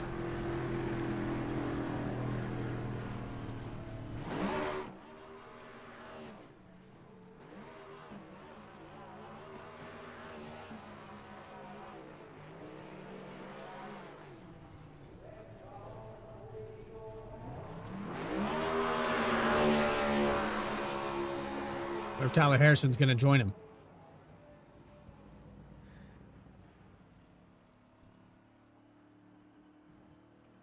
Well, post-race interviews with your top 3. We're also going to talk to that champion who finished in second here tonight.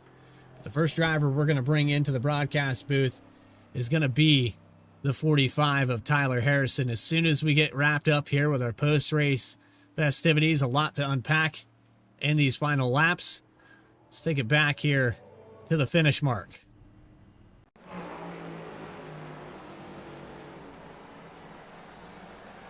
There's Harrison coming across the line by 2.5 seconds.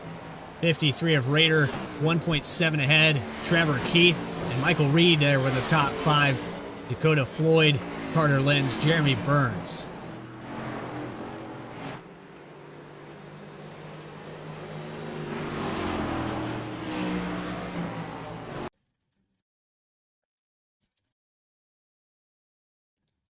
So let's see if we can bring up the driver of the 45.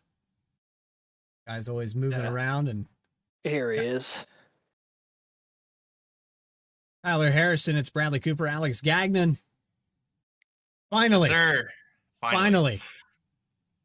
Man, I mean, just goes back to the regular season, and then up to this point, you strung together 24 top 10s, and, just 4 points separated you into this final 4. If you would have done this tonight with that final 4, we'd be calling you champion. But, man, still, it feels good to get the win and wrap up the season confidently. No, for sure. I mean, I definitely have a ton to be thankful for to have such a good run tonight. I just needed 5 more points, man. I'm gonna be telling myself that probably for the next couple of weeks. I'm super thrilled to be in victory lane, but man, it's I don't know, Bradley. This is conflicting, man. I'm super stoked, but I just can't.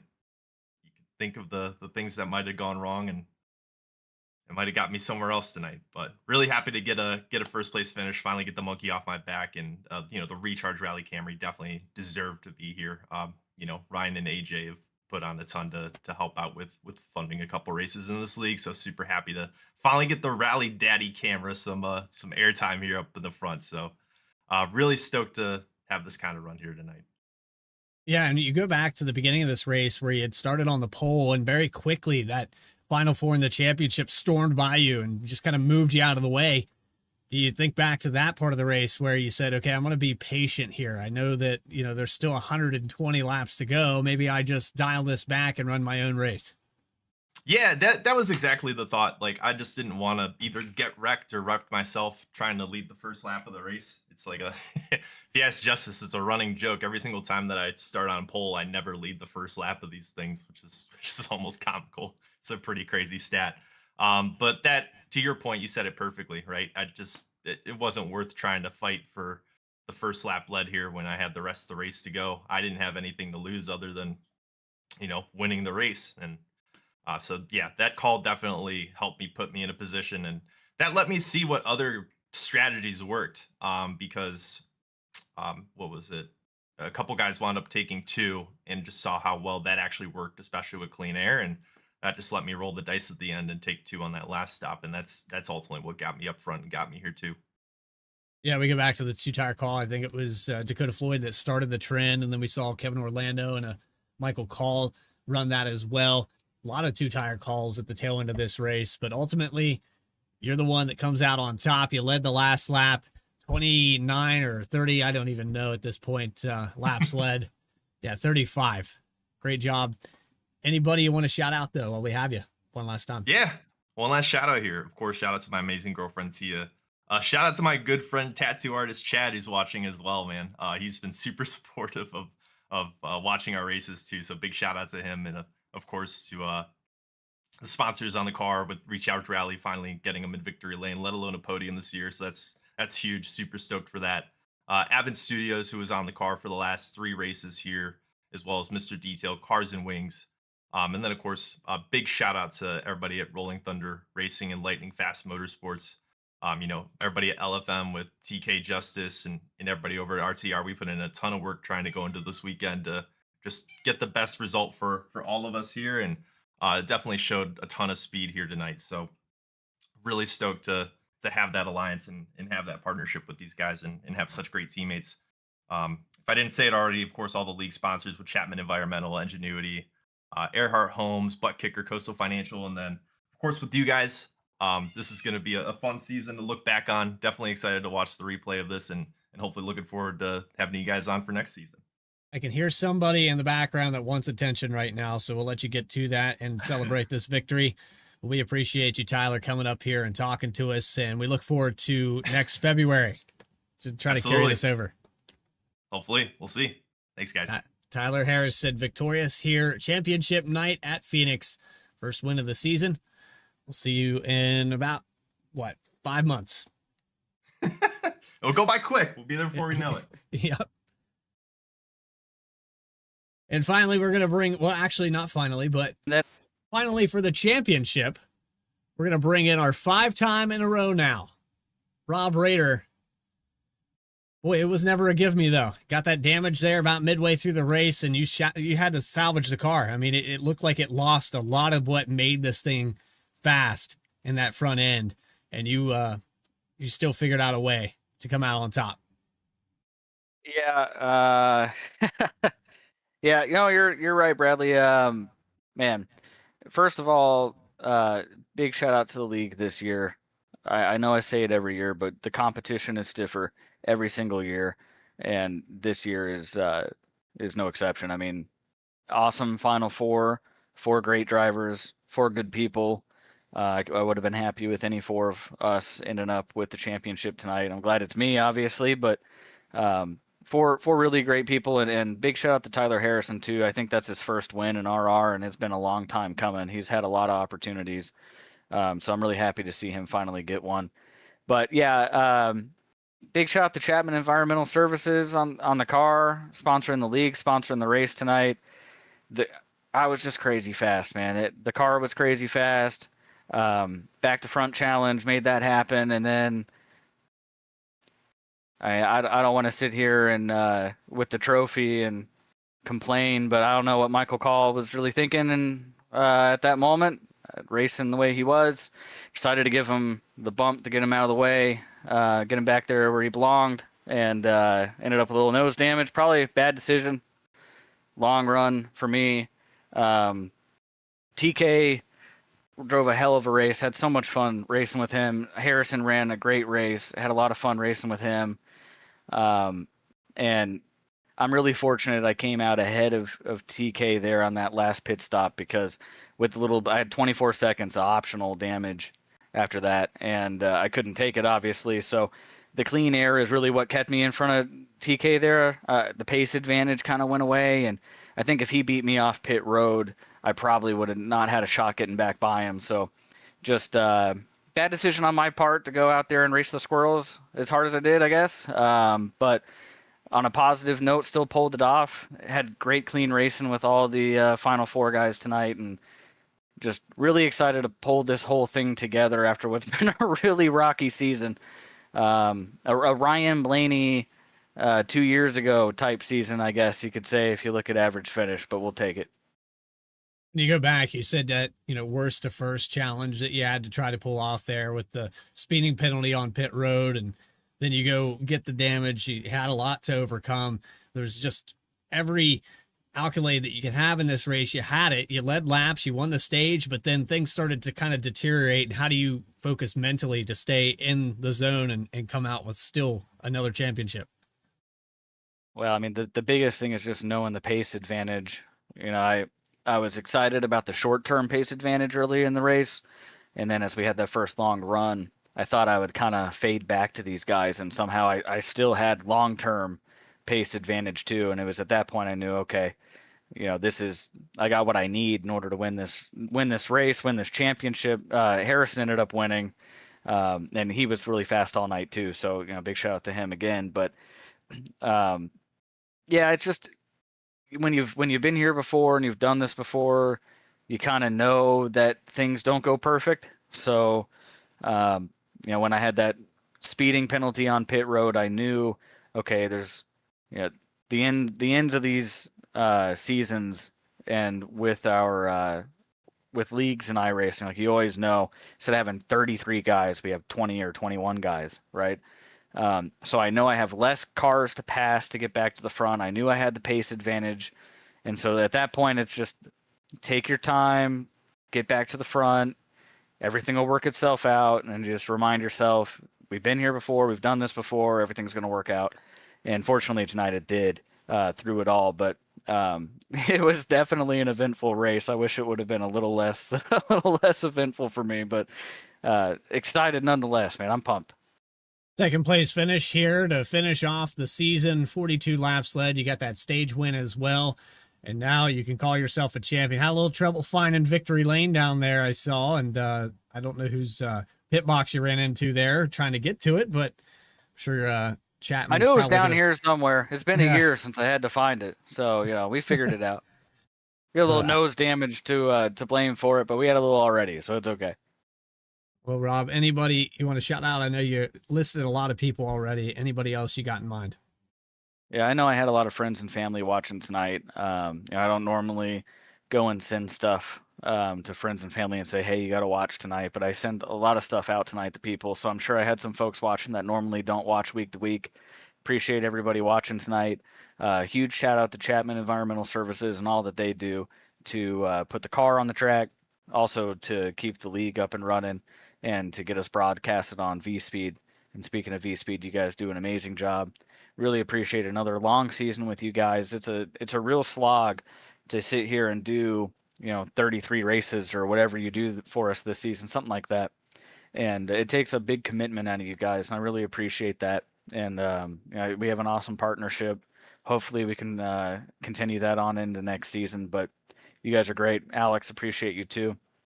Beyond that, just all the sponsors that we've had this season. I wish I had a list of them to bring up. I know we had Carter Lynn's and Lynn's something or another, man. Heating and cooling. Yeah, gotcha. Thank you. Yeah, Lynn's Heating and Cooling. They came on this year.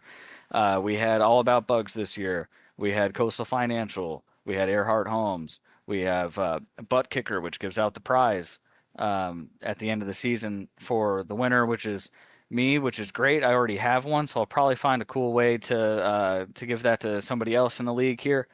But Buttkicker makes a heck of a product, and they've sponsored us for 5 straight seasons at this point, and I really appreciate their support. If you don't have one, go buy one. They're great. Yeah, I'm sure I'm forgetting people, and it's going to make me feel bad, but shout out to my whole family. Shout out to EXR and Performance. Our partnership this year has been great.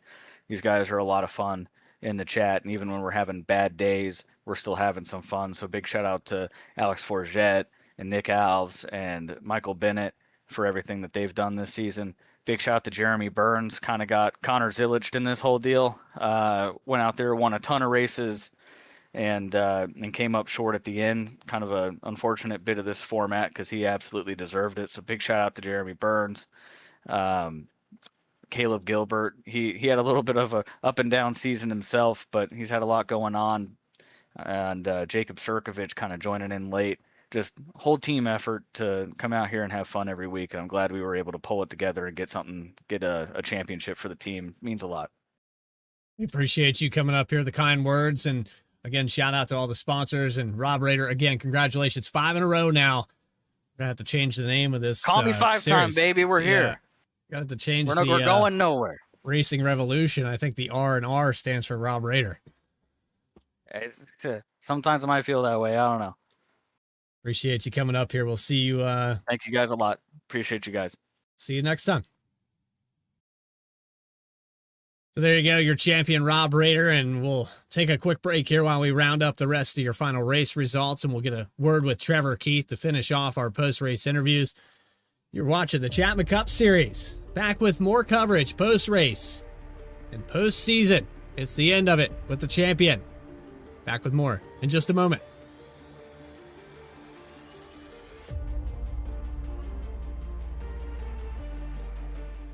Racing isn't easy, but experiencing it is.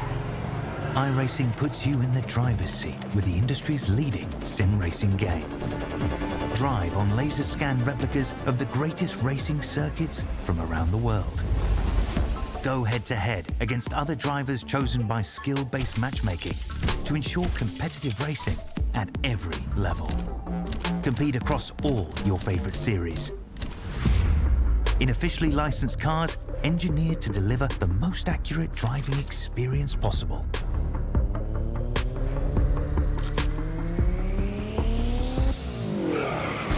Join a race or host your own with players from across the globe. Race against the computer or in a league with friends. Feel the thrill behind the wheel. Visit iRacing.com.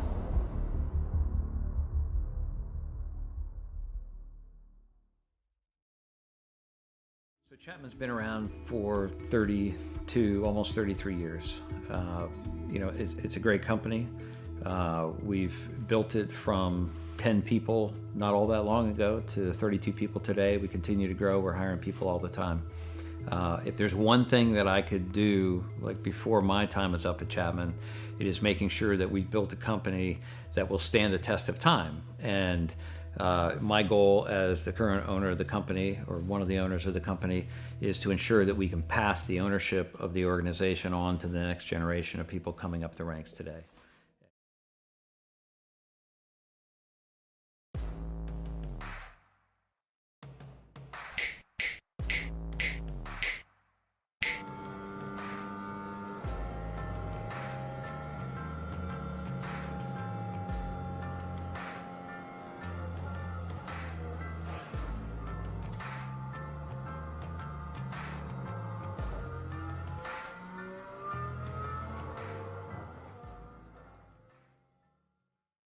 One area of our business where we impact the local communities pretty heavily is the school systems. So we work for school systems all over the northern part of the state of New Jersey. We operate their water systems, their wastewater systems. We do a lot of their permitting and compliance work, and we ensure that the water that the kids drink is clean. We go out and do the sampling to ensure that it's not contaminated. And we also treat the wastewater that's being generated at a lot of these facilities as well before it gets discharged to the environment. So we are supporting the local community through supporting the boards of education and the local school systems. Welcome back here to our post-race coverage of the Chapman Cup Series. Just finished up talking to Tyler Harrison, your race winner and your 5-time champion now. Rob Raider in the 53 gets it done, finishes second. Top points overall. Stage winner, Rob Raiders, 5 cautions, 7 lead changes to finish out this final race of the season. Bringing up those final race results, you can see here, Tyler Harrison from the pole. He led the last 35 laps, and it's his first victory of the year. My oh my, 5 points would have been the difference to put him in the final 4, and he could have been the champion this season. There's Rob Raider in second. Trevor Keith, we'll get a word with Keith in just a moment. Michael Reed is going to finish top 5 in a 4th place after spinning through the tri-oval. 91 brings it back to the top 5. Dakota Floyd, who led some laps here earlier in the race, he'll finish 5th. And you're looking at Carter Lenz, who started outside the pole. Had some right front damage, and this is the flip side of this final 4 with Lenz and Burns finishing outside the top 5. Michael Call is going to finish in 8th. Got moved out of the way by Rob Raider earlier in the race. Grant Thorpe is going to finish in 9th. It's Kevin Orlando Jr. to round out your top 10. 11th spot's going to go to Nick Alves, and then you have Parker Johnston in 12th, Caleb Gilbert 13th, with Justin Ritchie in 14th spot. 15th, Trevor Erhardt, Dylan Picklesheimer hit the wall a couple times here tonight, as did Christopher Schaefer. Alex Forget Berube, an off night for him, finishing in 18th. Kyle Diaz finishing 19th. And Justice Murphy for 20th. Two more cars to talk about here with Kyle Stewart, 49 laps down for him, and Jacob Sirkovich, an early exit to this one. He'll finish in 22nd, 60 laps down. And now it's time to bring up the final of our top three, and it's going to be Trevor Keith. He's going to finish second overall in the points, but Alex Gagnon is caught up with your second place finisher overall. Hey there, Trevor. You know, most nights, a night where the 15 car runs in the top three all evening long and puts it on the podium would be deemed a great night. And in a vacuum, I think it was a great drive for you. But in the grand scheme of things, one spot shy of the 53. How are you feeling at the moment? You know, it's I'm pretty excited about it. I mean, I just straight up got beat on long run pace. Didn't have the pace the 53 did on the longer runs. But I mean, we went to war for a while. We were just talking about it, and I'm sure it put on some great TV. I mean, anytime I'm in contention, it's entertaining, right? I mean, I gotta make it entertaining, and I had a blast racing Rob and Carter, and I'm so happy for Tyler too, man. That dude deserves a win for a long time. He's been running up front for all year pretty much, so he deserved that one. And I'm gonna have to talk to him, get some long run pace advice from him, because I just didn't have. I was just a couple tenths off in the long run to Rob, and he would get me. But restarts, I was pretty good. If we got a late restart, I might have been able to do it. But on the long run, I couldn't hang with him. That's why he's the 5-time though. Yeah, especially at a place like this where he's found so much success. But I tell you what, from where your season kind of started to where it's ending here, coming up one spot shy of being the Season 5 champion, got to imagine you're pretty happy with the overall growth, at least in consistency, from how this year kicked off versus where you're at now. Yeah, I mean, I had to scratch and claw my way for the second, and that's why I wanted to win the championship, but I'm not too upset about it because I made the playoffs by 4 points. I was -8 at Talladega or Daytona, and made the playoffs by 4. Scratched and clawed my way through the playoffs. Barely made it to the Final Four with a technicality on Kevin. Thanks, Kevin, by the way. Got to shout out Kevin for that. And I think the goal here today was to prove that I still belonged here, even though I won off a technicality, that I still belonged here. I think I showed that today. I mean, I was closer than anybody else. All year. Yeah. That's been my story all year, though. So we're going to figure out how to finish these things, but we're there. Yeah, no kidding. Very much proved that you were in the hunt here today. I mean, probably the only car of the championship 4 that ran in the podium spots all evening long. It was a great drive for you. Put on a ton of fun TV. We had a blast calling this race, dude. I had a blast racing it. Yeah, it was a ton of fun to watch. Well, Trevor, on a season well run here, anyone you'd like to shout out here in our season finale? Yeah, we're gonna shout out you guys. I mean, you guys just do a great job each and every week. I can't wait to go back and watch this one. Shout out Rob and Carter and Jeremy. I know Carter and Jeremy didn't have the days that they were expecting to either. But, you know, it fell where it fell. Jeremy had a great season. I mean, the dude had, 10, 11 wins? I mean, can't fault him for that. He was great. Carter was up front every week, dude, it felt like. So, I mean, hats off to them. They can't leave here with their heads hanging low. We'll shout out All About Bugs, Chapman, Coastal Financial, Erhardt Homes, Buttkicker, and we shout out Morgan too. We got his wheel to the Final Four, so always got to give Morgan a shout out. He's a great dude. Yeah, for sure. Well, Trevor, thank you so much for dropping by, dude. Hell of a run here tonight. Ultimately one spot short, but still a fantastic drive through the playoffs for you. It was a hell of a show tonight. Congrats, and we'll catch you next season, I guess. Yeah, all I do is put on great TV, so hopefully we can stay up there.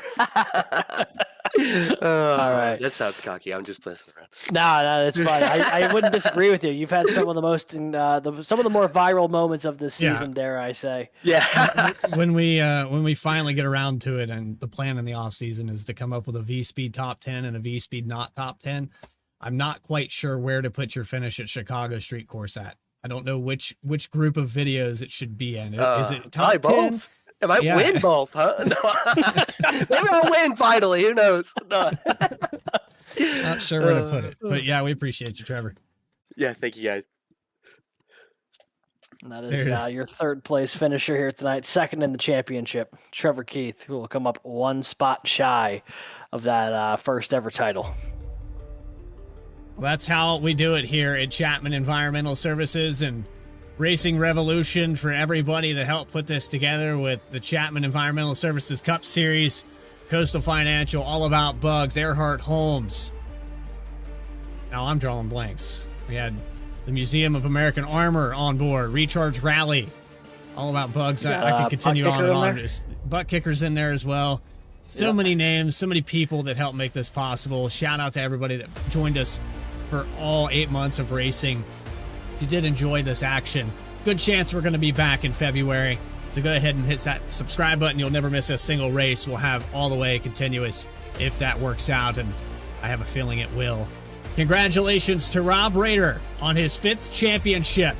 First-time winner Tyler Harrison, and to all the Final Four from Phoenix. This is Bradley Cooper and Alex Gagnon saying so long for Racing Revolution in the Chapman Cup Series. Stay tracking, everybody.